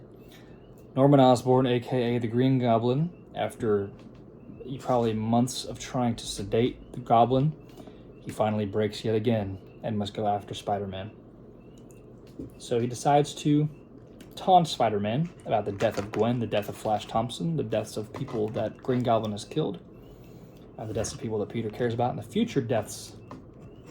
In their first encounter, Goblin kidnaps him, takes him to a parking garage, and beats him senseless, ripping apart his costume and just utterly humiliating him. So Peter's already now dealing with that. He's trying to find an apartment. He's trying to keep his job. He's struggling.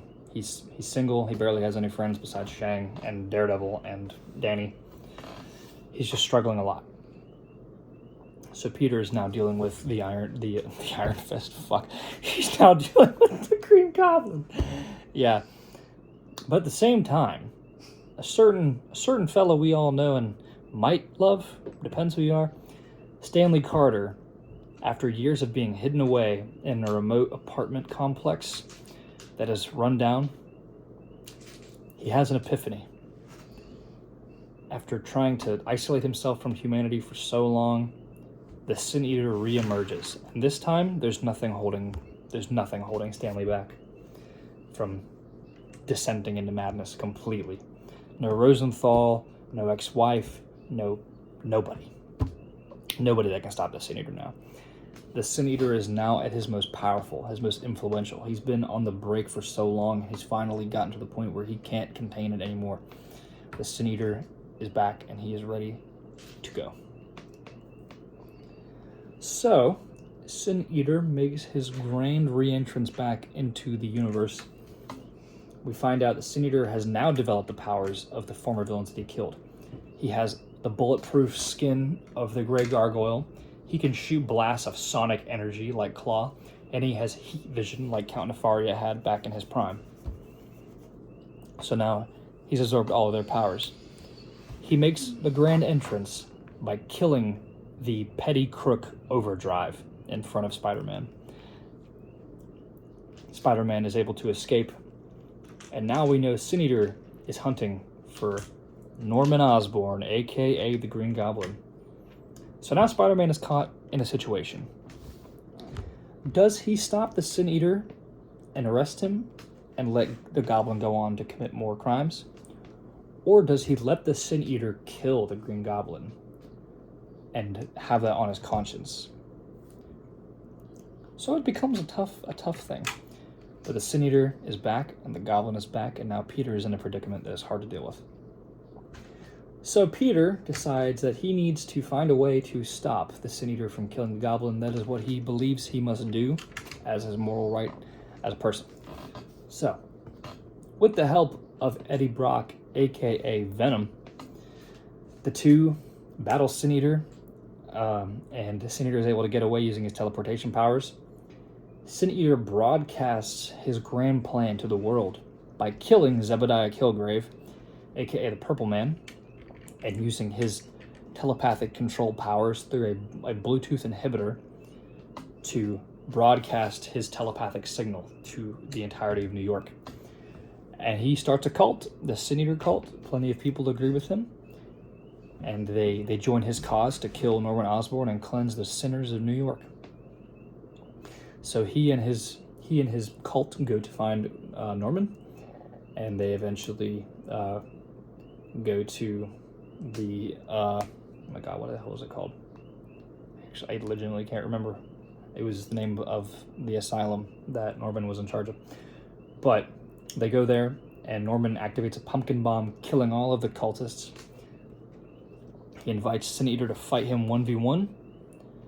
And he does. Sin Eater fights Goblin and has him on the brink of death. He's ready to kill him. But then Norman activates a pumpkin bomb, blows up the parking garage, and is able to escape after Spider-Man intervenes and fights Sin Eater. Eventually, they escape, and they get to the top floor. Spider-Man and Goblin debate the ethics of the plan and whether they should just kill Sin Eater or stop him now? Goblin's like, let's kill him. And Spider-Man's like, no, well, you're both going to jail. And Venom rejoins them, and the three fight against the Sin Eater. Spider-Man and Goblin escape while Venom fights Sin Eater. But Venom can only hold him off for so long. Eventually the Sin Eater arrives. And Goblin knocks out Peter. He blows off a pumpkin bomb, and then what happens in the end of the story, they finally go into the big climactic battle at the very end. Sin Eater shoots Spider-Man.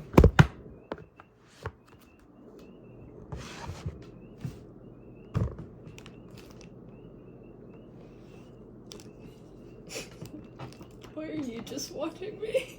I don't know what to say about what you're doing. I'm trying to flatten out my bug.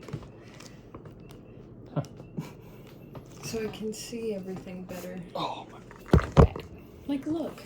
See, now I can see better. It was like that. Sorry.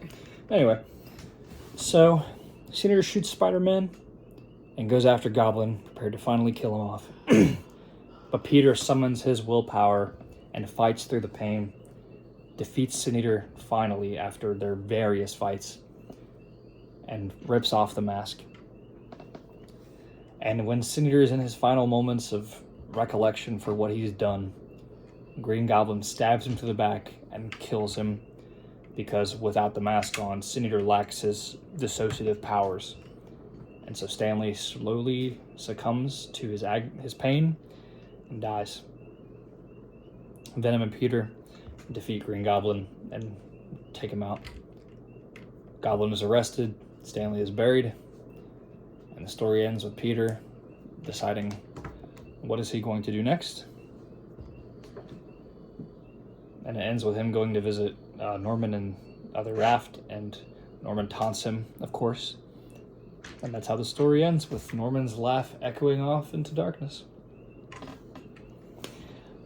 I like this movie. I guess a lot of other people did too. I really like the acting in this film. I think Wyatt did a fantastic job as the Green Goblin. He can mimic the Willem Dafoe voice so well. Dakota definitely had his best performance as Spider-Man in this film. Owen did great as Venom.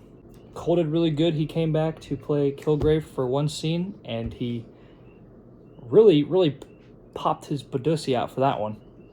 It was definitely his best role for sure. I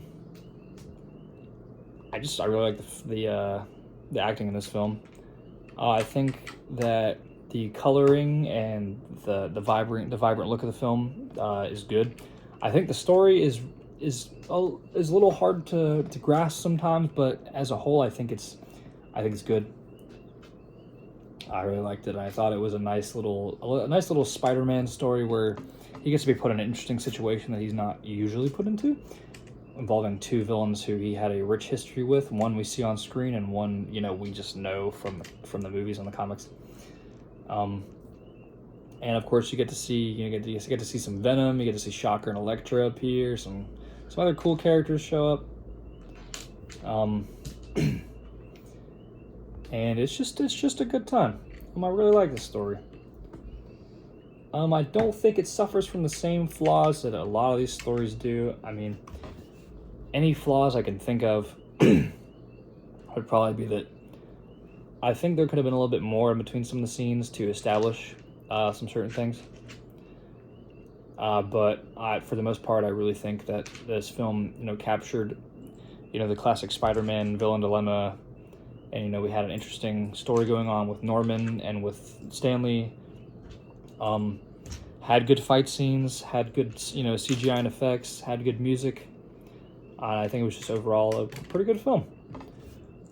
I can't really say as much about this as I can with Dragon and Tiger 3, because obviously I'm not trying to fucking jerk myself off about it. But I am going to put Sins Rising in S tier above Dragon and Tiger 3, because I don't think it suffers from certain filler issues that Dragon and Tiger 3 does, and it's easy to keep the pace here.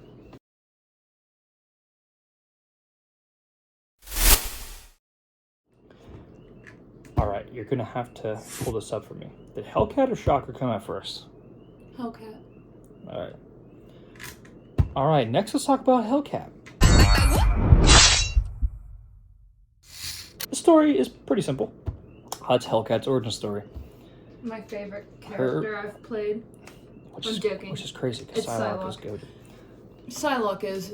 Hellcat's my second. Very fair. So in this story, it starts with Hellcat living her average, ordinary life with her absolutely awful chud husband, Robert Baxter. But anyway, so what happens one night is they're going out for dinner after an argument, and Patsy gets assaulted and robbed by the speed demon. And Robert just kind of stands off and just watches and doesn't even like bother to, help, whether that be to try to fight him, which I honestly could understand why he didn't. But he didn't even like run up or try to distract him or literally do anything. And Hyperion ended up defeating Speed Demon and saving her from him. And of course, that starts a huge fight between not Aaron. Is it Aaron or Robert? What did I call him? I can't fucking remember. Aaron? Okay. Aaron, I be Captain. Robert's his original comic name. That's why I got it confused. So Aaron and Patsy get into a fight, and they decide they don't want to be together anymore. For Patsy, this is kind of a breath of fresh air, because now she no longer has to worry about being restrained by somebody that is so genuinely awful. Because not only did the thing happen with Hyperion and Speed Demon, but before that, he just didn't act like he cared about her, and he kind of bogged her down. But after this, what happens is Aaron is approached by these two members of the Magia, and they give him a briefcase with 2 serums in it. A black serum containing the powers of the Black Tarantula, and a gold serum containing the powers of the ancient cat god Bakaneko. What happens is, Patsy finds Aaron's car to retrieve her stuff from the separation, and she finds the gold serum. She takes it with her, assuming it's a shot glass of alcohol, because of course she does. And she takes it, to hoping that it'll numb her pain at least for one night. And it gives her superpowers, and she becomes the Hellcat. She gets into contact with her friends Sammy and Jessica, aka Blindspot and Jessica Jones. Jessica gives her the costume of an old villain known as the Cat. And Hellcat dons this outfit, and using her mixture of combat skills, her claws, and her superpowers, becomes the Hellcat. She fights some different villains here and there. Scorpion, Hobgoblin, Crossfire, Crossfire, and eventually encounters the Black Tarantula. And alongside the vigilante Daredevil, they're both defeated by Black Tarantula and then rescued by Luke Cage. Luke Cage takes Patsy back to Hyperion, who is her new man, because Hyperion and Patsy low-key been flirting it up, because now that she's a superhero and she finds Hyperion highly attractive, she decides to get with him, and they get down and dirty, and they bond over some superhero shenanigans. But yeah, so Daredevil, being the resident expert about everything the Hand, explains to Hellcat essentially where the origin of her powers come from, and she decides, what she needs to do to defeat Aaron. Meanwhile, Aaron has kidnapped Jessica and Blindspot to try to get information out of them about where Patsy is. Blindspot tries to fight Aaron. Aaron kills Sammy. Jessica does her best, but to no avail. Aaron takes Jessica to a public location and calls out Hellcat. Hellcat saves Jessica and fights Black Tarantula and defeats him in sound fashion. Black Tarantula is arrested, and Patsy goes on to become the superheroine known as Hellcat. Pretty simple story. It's just an origin story about a quirky girl who becomes a superhero. But anyway, fights in this film, I think the fights in this film are pretty good. The last fight against Tarantula is pretty good. The fight against Scorpion, the fights against Scorpion are two of my favorite. The fight against Kraven, the fight against Bullseye, for how long it is. I think the fights in this film are pretty good. I think Hellcat is a great movie. There could have been a little bit more superhero action, but I think for what it was good. I think Blind Spot was really underdeveloped and uninteresting. I think Jessica was really underdeveloped and uninteresting. I feel like I kind of shoehorned Daredevil in there, but honestly, I mean, him appearing kind of makes sense. I like Luke's inclusion. I feel like that was necessary, which him and Daredevil were in there together. Luke being the husband to Jessica explains kind of why he was there. I think I did a good job with the villain. It was interesting. It was new because it was a villain that was more like spiteful for a stupid reason because he was jealous of a woman. It's kind of that misogynist idea of a man who has too much power. I just think he wanted Patsy to himself, and then he couldn't have her to himself, so he went crazy. Exactly, and he said, "I'll kill her because if I can't have her, nobody can." But I like the aesthetic of this movie. I think it's good. I like the music. I like the fight scenes. I think the plot was pretty straightforward and pretty solid. I need to go back and rewatch this movie, honest to God. I'm having a hard time deciding right now where to place it. What do you think? It's definitely going to be an A tier. I'm not saying. It's my movie. Okay, do you think it's better than Wolverine? Do you want my honest opinion? Yes, I'm asking. Yes. Okay. Okay, yeah, that's what I need to know. Okay. I don't know anything about the first Sin Eater, so... We need to watch that. It's a trip. I feel like Midnight Suns is probably better. Absolutely. So, I guess due to kind of the underdevelopment of some of the parts of Wolverine that I wish I could have seen more of. And kind of Wyatt's fight choreography. Yeah, that was very bad. If Wyatt doesn't, Wyatt really, in the scenes where he's fighting the guys with the guns, it kind of helps because he doesn't have to fight up close as much. Yeah. And I kind of carried the Mr. X fight, genuinely. No fault to Brady, by the way. Brady, if you watch this, I'm not blaming you. I think I'm going to put Hellcat above Wolverine, but below Sin Eater. That sound fair to you? What? Below Sin Eater, but above Wolverine? Yeah.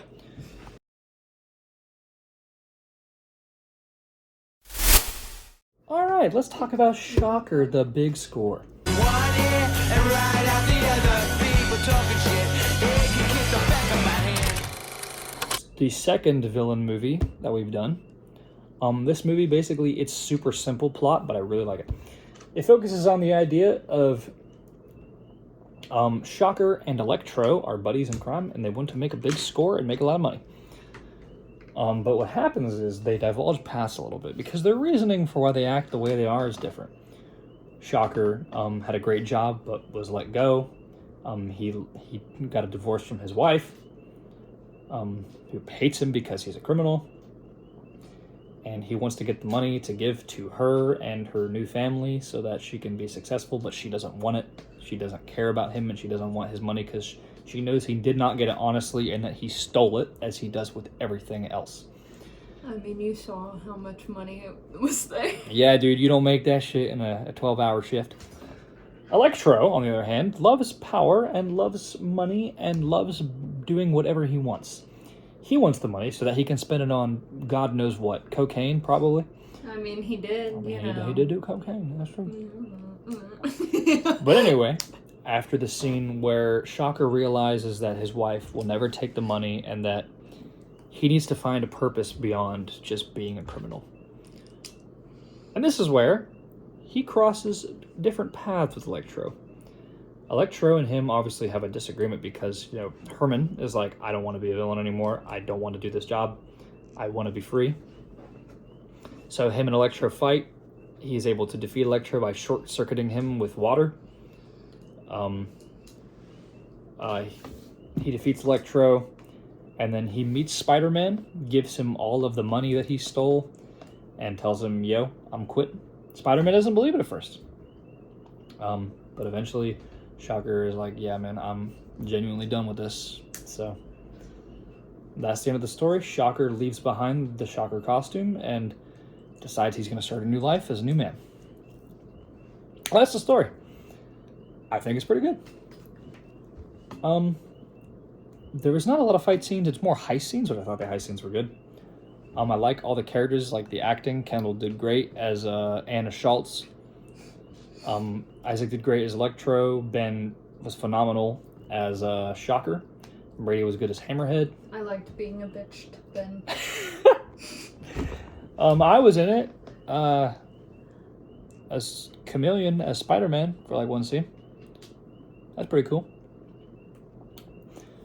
But I like the aesthetic of this movie. It's a heist film, so obviously, I like to experiment with my genres of fan film because I'm a film fan. So we got a heist movie. That was fun. I love the music that Brady included. I love the story. The real flaws I see with this movie are kind of that it's a little too short, and I kind of feel like there were some bits with Hammerhead with some loose ends that didn't get tied up. And he's told me before that he's not going to make a second Shocker movie, so we're never going to see how that ends. It's a little inconclusive at the end what happens to Electro.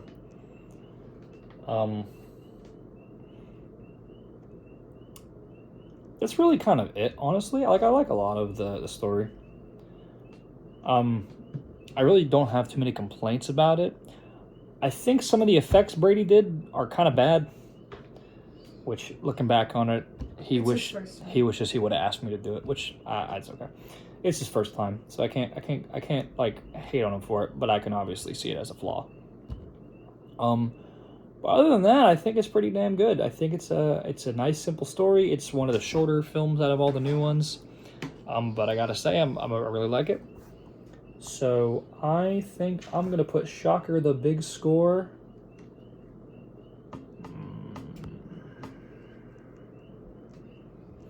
Debating on putting it below or above Hellcat. I don't know. Below. Okay, I'll place it below. Personally, I don't think it was... It was a good movie, but it wasn't as interesting as Hellcat. You think so? Yeah. I kind of got bored during it. Yeah, I can see why. There's some parts of it that I think could have been a little more what's the word? I guess just interesting. I guess that's like the easiest word to use. But I'm still gonna say it's good. I'm still gonna put it in 8 tier.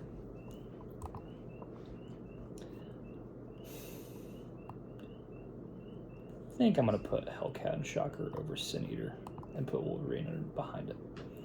Because Sin Eater, even though it's a really good story, it's kind of dated.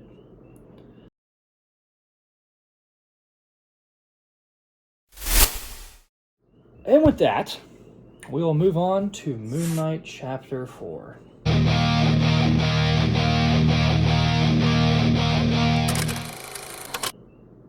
What can I say about this film that hasn't already been said? It's 3 hours fucking long. The story goes, Moon Knight has opened up an organization known as the Midnight Mission after the events of Midnight Suns. He has 3 teammates, his old pal Gina Flint, Rutherford Winter, and Soldier. And basically, we find out they have been fighting supernatural beings throughout New York. And the main villain of the story is a fellow named Tudor. Tudor owns a organization / cult known as The Structure. The Structure is a massive vampire coalition. He is aided by his 3 mercenaries, Grand Maul, Nemean, and Bloodhunter. So essentially what is happening here, Tudor needs to get these souls of dead spirits so that he can consume them and become the blood god, aka La Magra, so that he can use blood manipulation powers to cure his son's incurable blood disease through mystical means. However, Moon Knight and the Midnight Mission have been killing off his vampire workers and stopped the spread of the vampire virus, so they have been getting in the way of his operations. So Tudor sends out his mercenaries to do his work and take out Moon Knight. He's encountered first by Nemean and Grand Maul. They are able to jump and defeat him, despite the fact that he does not go down. They know enough that the fight is over. Bloodhunter attacks him shortly after and manipulates him into allowing her to help him. Meanwhile, at the same time as all this, Mark is going through an existential crisis because not only has he gone through more with his dissociative identity disorder, Marlene has up and left him because of his psycho behavior as Moon Knight and not agreeing with the things he does, which is fair. So now he's alone yet again. At least he feels that he is. He knows he could never really connect to the other members of the Midnight Mission because of all the things that he's gone through, the trauma, the insanity that he's dealt with over his lifetime. So he finds this woman when he's in need of love, named Scarlet Fascinator. Scarlet Fascinator at the same time is going through her own thing. She's trying to find out who she is. She's new to New York. She wants to become a singer. And she falls in love with Mark because he's strong, but he's mysterious, but he's hopeful in a way that people don't understand. She falls for him, and he falls for her because of her honesty and her softness. And the two begin a relationship. But during this, Mark, obviously as Moon Knight, is still continuing his hunt for vampires and his research into doing what he needs to do. And eventually he finds out about the structure and what it is from street information gathered by Jake Lockley and Stephen Grant. So Mark now knows what he has to do to defeat Nemean and Grand Mal. He defeats them in their second encounter and is able to make them weak enough that they run away. They're able to escape. He allows them to. He has a lot of conversations with Gina and Rutherford and Soldier where he tries to open up to them and express his liking for them and what he's dealt with and what he's gone through. And he knows that the best way to fix himself is to open up. And he learned that through opening up to Scarlet. He's opened up to all of his friends, and he's becoming a better person through this. So, eventually, Mark finds out that Scarlet is the Blood Hunter after she stays over at his house, and he finds her backpack with her cloak in it. He goes outside and talks to his alternate personalities about what to do next. And at the same time, Scarlet gets a call from Moon Knight. Well, a text from Moon Knight. Mark uses a burner phone to call her and is like, hey, I need you to meet me here. And says Scarlet has to leave and says, oh, I'm going to visit my family. And Mark's like, okay, come back soon. And then the two later meet in their superhero forms. Well, superhero and supervillain forms. The two have a brutal battle, but Mark spares her life and allows her to meet him once more when he finally goes to take down the structure. With the help of Morbius and Bloodhunter formerly, Mark finds out from Deacon Frost that the structure is holding a massive vampire meeting in a few days.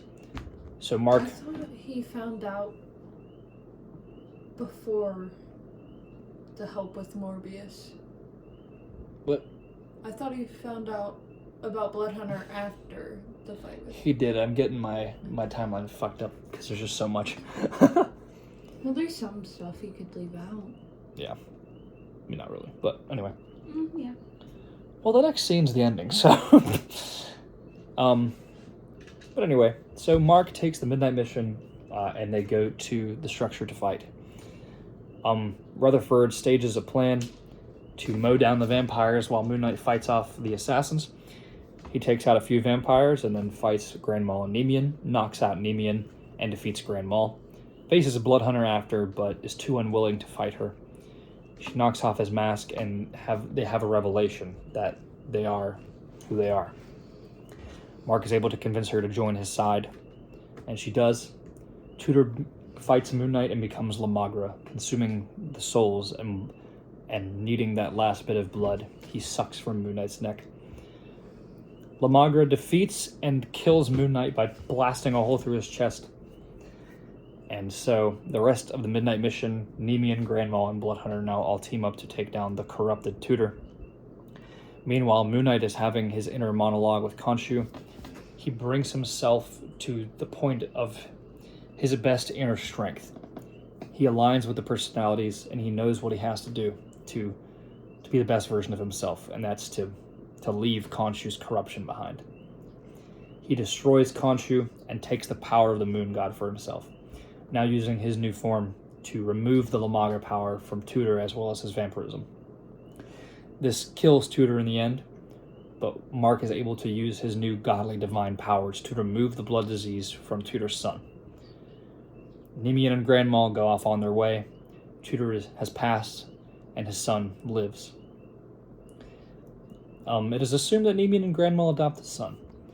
Bloodhunter, now having reformed to become better, joins the Midnight Mission, and has now become a hero and part of the group. And now the Midnight Mission and Mark have bonded. He's finally shown them his face and admitted who he is. And now Mark has a better understanding of himself and what he's made to do. And that's the story of Moon Knight 4. Now, let's talk about the acting first.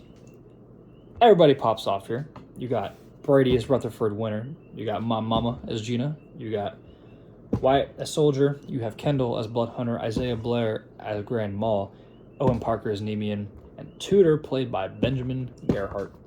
All acted amazingly. Not a single bad performance from a single person. Everyone did well. All their characters were established and developed. We know the origins of basically every character. We know what every character can do. We know what they want. We know what they desire. It's a perfect explanation of everyone. The fight scenes in this film are some of the best. You can agree with that, right? Huh? I said the fight scenes in this film are some of the best. Yeah, because you actually kicked me in the stomach. Yeah, you have Mark's 3 fights with the vampire assassins. You have Mark's fight with Tudor. You have Mark's fight with Crossfire. You have Mark's sparring with Morbius. You have Mark versus various vampires. You have the vampire trio versus demons. You have the big final climactic ending of the film. A lot of visceral, bloody fights that are all very, very fun to watch. Personally, I love the soundtrack of this film. I tried to give it kind of a similar vibe to Midnight Mission with the hard rock, but there's also some more darker classical tones, which I think I really like. I really like this film a lot. I coalesced with the character of Moon Knight finally. I brought him to the brink of, fully understanding what his character is. I brought his character arc to the final point of, I know who I am, and I know what I need to do. And he's gotten stronger over the course of the series. He's gained allies. He's gained many rogues. The ending of the story is hopeful. Bloodhunter joins the Midnight Mission. Mark knows who he is. He's connected with his friends. The structure has been destroyed for the most part. Tudor's son has been saved. Nemean and Grand Maul have reformed in their own way. And Gina, unfortunately, was killed in the events of the final fight, which motivated Mark to do what he needed to do. But now he knows that she would have wanted this to happen, and that at the end of the day, he's going to continue on saving people and doing what he's doing for the greater good. Do you have anything to say that I haven't said? I really don't think I see a lot of flaws in this movie. I mean, the acting, the fighting, the music, the story, the tone, everything is just on point. And I try to place the scenes as strategically as I could so that the more deeper scenes would not undercut the action, and all the action kind of flows consistently. So I and everyone else in the group has kind of agreed this film is the very best, the top of S tier.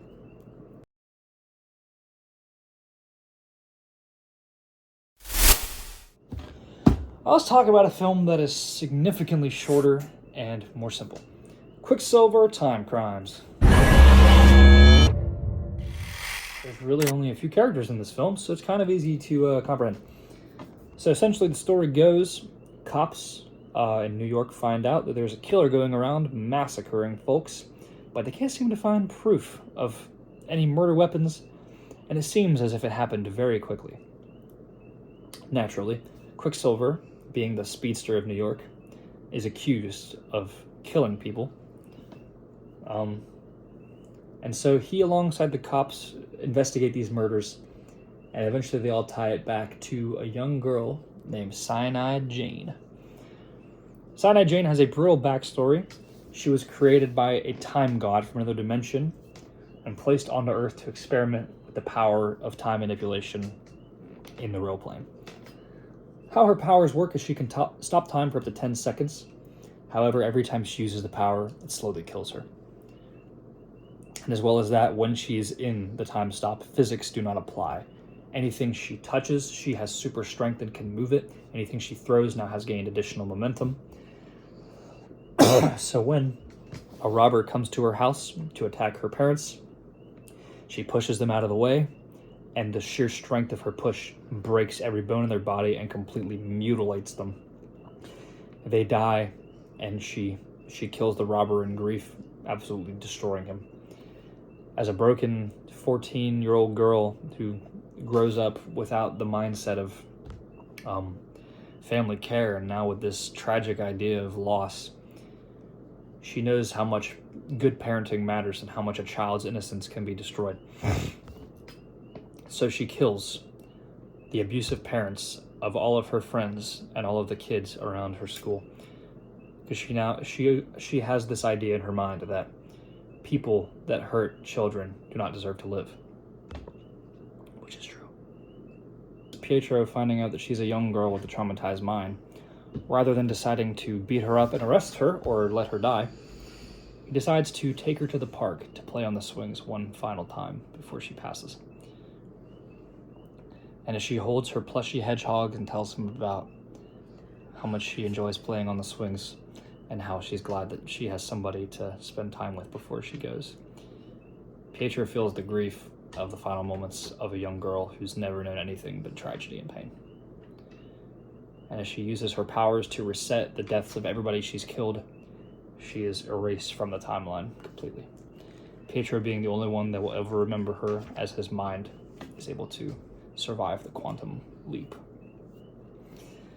Pietro takes the plushie of the deceased girl that he befriended for a short time, and he holds on to it as a memory of somebody who he did his absolute best to protect in her final moments. And that's the story of Quicksilver Time Crimes. An absolutely tragic story, but one that I really like. This film is not going to be better than a bunch of these because it's just A, not long enough, 2, there's not enough characters, and 3, there's actually no fight scenes in this movie, really, unless you want to count the knife grab as kind of a climactic scene. I mean, like, it didn't really need the fight scenes. I agree. Pietro wouldn't fight a teenage girl. Yeah. Well, unless it was like a actual super villain. But anyway, I agree with that. I really don't think it needed any. It's not one that got a lot of traction, but I hold it deep to my heart because I love Jane. It's absolutely an underrated gem for sure. I will be making. If you haven't watched it, you guys better go watch it because you should go check it out. I will be in your room tonight. I don't know when this will come out, but anyway, the cast of the movie consists of 4 people, so that's kind of an under thing I don't really like about it. I feel like I could have definitely made more to flesh in the story out a little bit, and give it more of what it needed to make it a full story. I would like to have expanded the personalities of Jane and Pietro a little bit more, and maybe even had some more scenes with him, kind of investigating and having some more epiphanies of his personal life. And I would like to have seen more of her past tragedy. So that's something I wish I did. I like the music in this film. It's pretty good. I like the cinematography here. But like I said, there's a few issues on it. I mean, the acting was good. There really wasn't a lot of it. It's mainly you and me.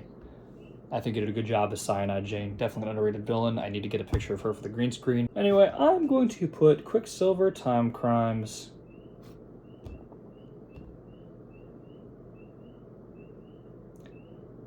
I'm going to put Quicksilver Time Crimes in A tier, below Shocker, but above Sin Eater and Wolverine.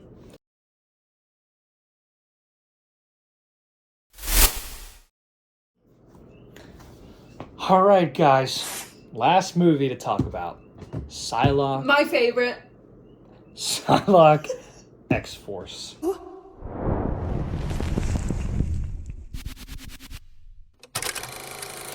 This movie is really good. I like it a whole lot.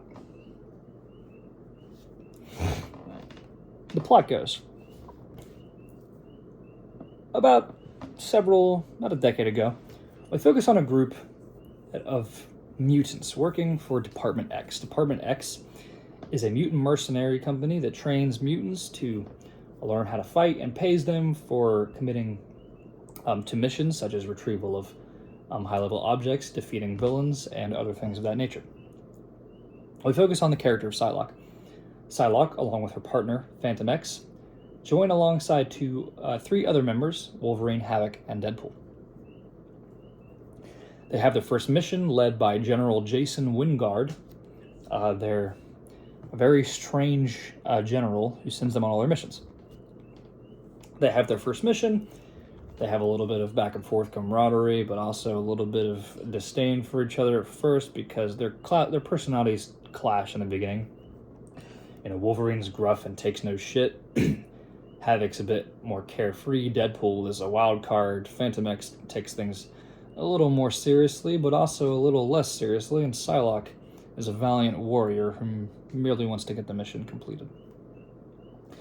They find the briefcase and defeat Avalanche, their first enemy, and after that, they get their ratings on how they did on this mission. Psylocke goes and meets with Nathaniel Essex. Nathaniel Essex trained her from the age of 4 years old to become a master telepath.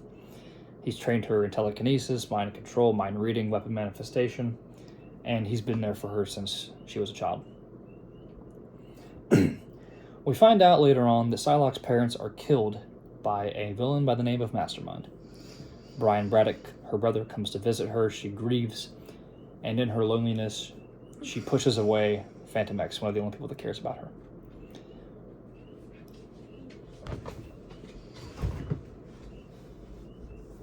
Someone requests. Wonder who that is. Augie! Come here, big nigga. Big guy. Come on! Come sit down so I can yap about this movie because it's a peak. Sorry. Putting this in the And then ratings you is can gonna. make me food. Yeah, I'm fucking hungry too. But anyway, Psylocke decides to spend the night grieving by herself. However, her two new teammates, Havoc and Wolverine, come into her room after hearing the news and share some drinks with her. She bonds with them and, they start to become closer and they learn a little bit more about her and she learns a little bit more about them and they become closer. Meanwhile, Phantom X becomes closer with Deadpool because two psychopaths with guns tend to get along pretty well. They're sent on their second mission. Psylocke, Phantom X, and Wolverine face Mystique and Omega Red. Havoc, by himself, faces Pyro. That goes very well. Pyro is a psychopath. Mystique nearly kills Psylocke because Psylocke has not yet fully manifested her powers. Omega Red basically does kill Wolverine. Sorry. You're good. The black one. Come on. Oh.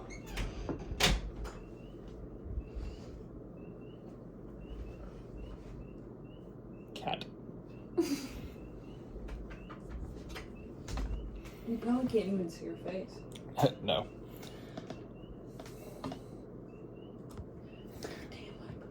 But Phantom X joins the battle at the last moment and uses an EMP to disable Omega Red and shoots Mystique through the forehead with a gun. After this, there's some events where they go on other different missions. They have their ups, their downs. They fight different villains like Gorgon, Cyber. Eventually, during the whole course of the story, Phantom X and Deadpool were researching who Mastermind was, who could have killed Betsy's parents, and they find out that General Jason Wingard is actually the mastermind. And so Phantom X and Deadpool kill him. There's a very good scene with Havoc almost killing a baby. You should go watch that. I won't explore that, but it's pretty insane. It's a really good character scene. Really good moment as a whole. And we see every so often the scenes where Sinister kind of explains his plan behind the scenes. Okay.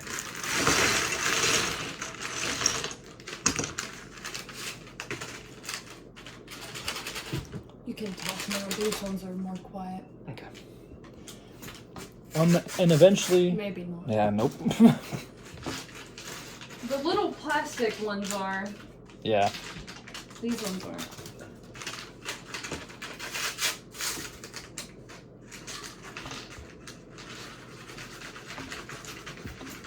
Why not just put them all on one back?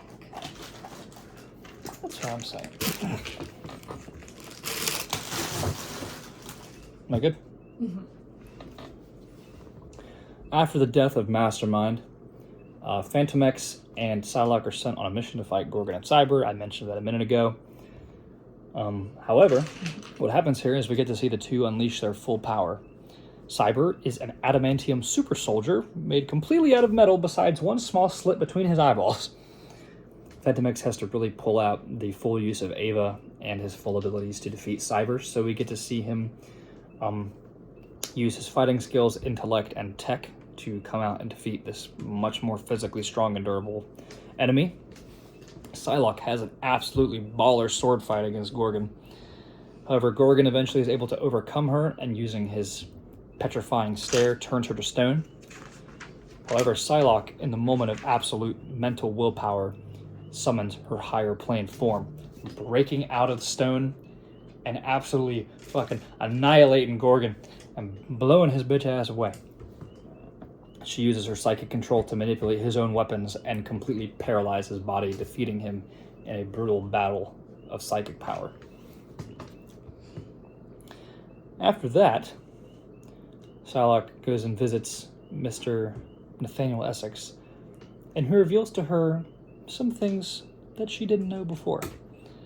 Sinister's grand plan was to create the most powerful race of mutants known to man. We find out that he's killed and experimented on many mutants who have died in the Department X program specifically for what he was going to do. And we find out that he was planning to do the same thing with Havoc, Deadpool, Wolverine, Phantom X, and Psylocke. He tested their abilities to make them stronger so that he could find out the full upper limits of their mutant abilities to take them for himself, so that he could have full dominion over mutant kind and humankind both. Psylocke, obviously not okay with this, having felt lied to and betrayed her entire life, kills Sinister. Until another Sinister walks out from behind the door. And at this point, he says, fuck it. If you don't want to work with me, I'll kill you. Like I killed your parents. Like I killed your fucking parents. So now he teleports her far off in the distance away from Department X, and the two have an epic battle. Also, can I just say greatest villain reveal, Loki? Real. Greatest villain reveal of all time. Oh god. But Sinister and Psylocke have a brutal battle of physical fight. She uses her sword, her psychic blast, against his concussive and psychic blast. His teleportation is able to hurt her for a moment. And eventually, Phantom X uses Ava to find her. And he is able to help her fight Sinister and beat him for a time. However, eventually, Sinister is able to overcome Phantom X and brutally kills him by punching a hole through his stomach. The same way Tudor did to Moon Knight. More brutal, though. Oh, yeah, honestly, because Phantom X was definitely not coming back from that. Psylocke, in a moment of grief and rage over the loss of the man who she came to love, despite their many arguments and her attempts to act like he never cared for her. In the final moments, she realizes that if he never cared for her, he would never be here to help. People don't just do that because it's their obligation. People do that because they care. Even though he was a robot. Even though he was an android with synthetic mind, he found a way to find love for her. That's why he found the killer of her parents. That's why it's so hard. And that's why it's so hard to watch him die. And in the moments, she summons her most powerful psychic rage. She fights Sinister and enters his mind, finding the true desire of what he really wants. She finds torture, experiments, visions of the past, of his Holocaust, of his experiments on people, on innocents. And he was never the man she thought he was. He was using her for ultimate gain.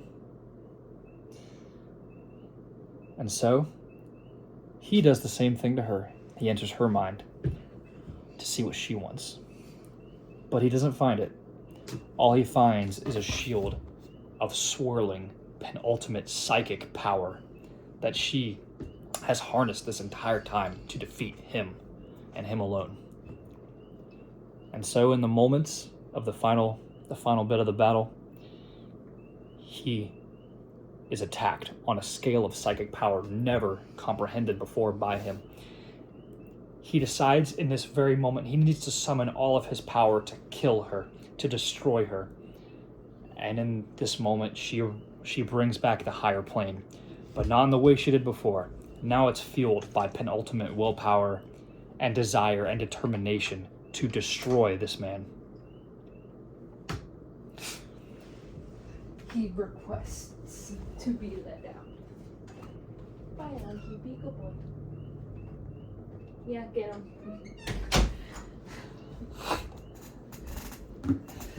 Those cats. Meanwhile, while all this is happening, Wolverine and Deadpool are fighting Omega Red. And they have a great fight, and Wolverine convinces Omega Red to leave the Marauders behind and find out who he really is. Pyro is fighting Havoc, and it is going the exact opposite way. Pyro is going to blow up everything and kill everyone. He hates Havoc because he kicked him in the testicles. We find out that Mr. Sinister used his scientific experiments to turn Pyro into an Omega-level mutant. Dobby be damned. Dobby be damned. Pyro is... In this fight, it is not even close. Pyro completely annihilates Havoc and is prepared to kill him. But Psylocke, while fighting Sinister in the higher plane form, just absolutely tanks a volley of psychic blasts like it's nothing. And she uses her psychic knife to completely destroy his brain and rip him apart with her powers. He's completely eviscerated before her, falls to the ground, completely brain dead.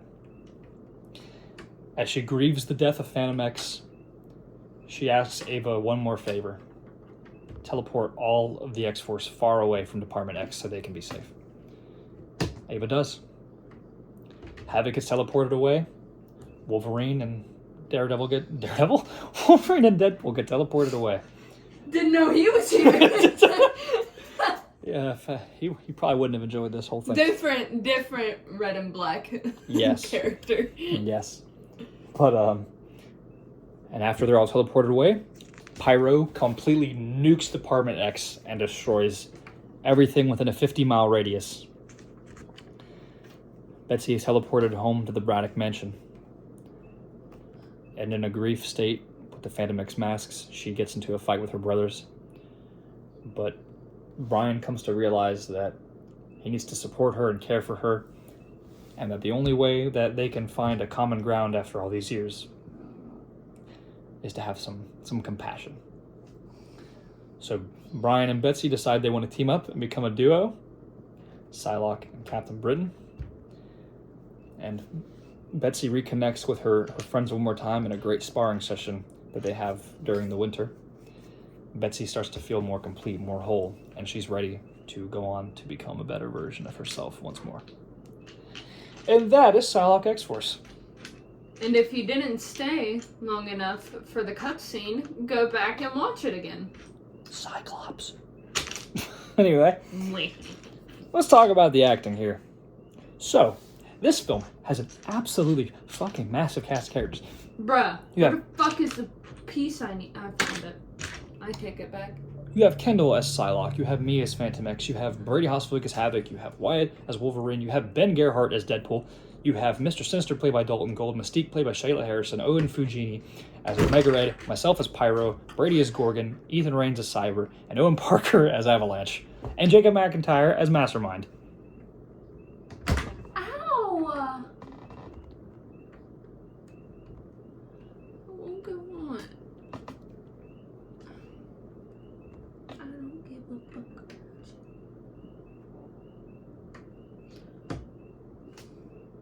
Am I putting it on wrong? No.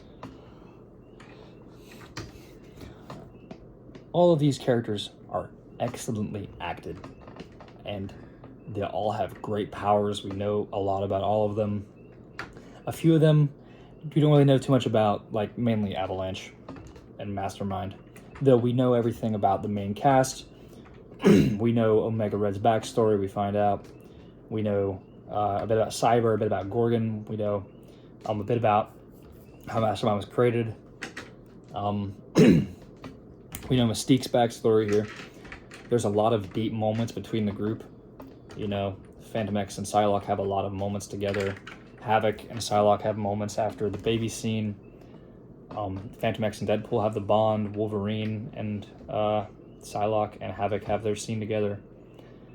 There's a lot of deep moments here. And they're intercut with action.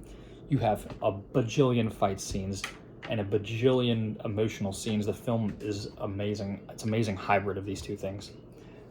The effects, the writing, the music, the sounds. It's a great film. It's a great story, and it's one that I will forever remember, and one that I absolutely love to rewatch. It has, in my opinion, my favorite final fight of any movie, and a great cast.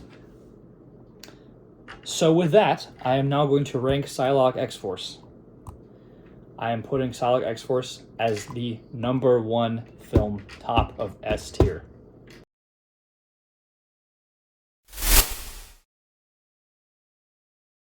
I knew it. Above Moon Knight 4, above Spider-Man, above Dragon Tiger 3.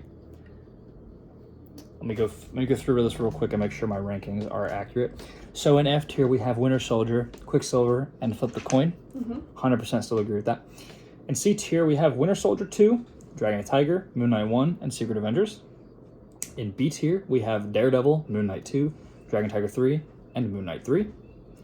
In A tier, we have Wolverine Brotherhood, Sin Eater, Quicksilver Time Crimes, Shocker, Hellcat, and Midnight Suns.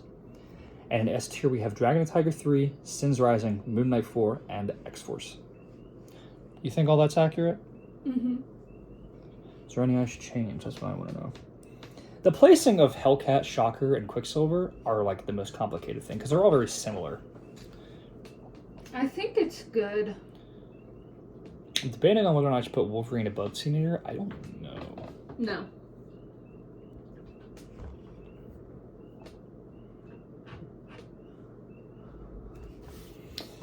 Alright, I think I've settled on what I want this tier list to be, my official YTMCU tier list. This is it for now. Of course, we have more movies to come, and I will be adding them to this ranking. And I'm going to go ahead and save this for now. So I can... I'm also going to do one of these sometime with all of the YTMCU characters, the trailers, the villains, etc. But I hope you all have enjoyed this 2.5 hour long video where I have ranked every single YTMCU movie in depth. If you agree with this ranking, let me know. If you disagree, let me know why. If there's anything you want to talk about or like me to cover in another video, please let me know. And thank you all for watching. Have a good one.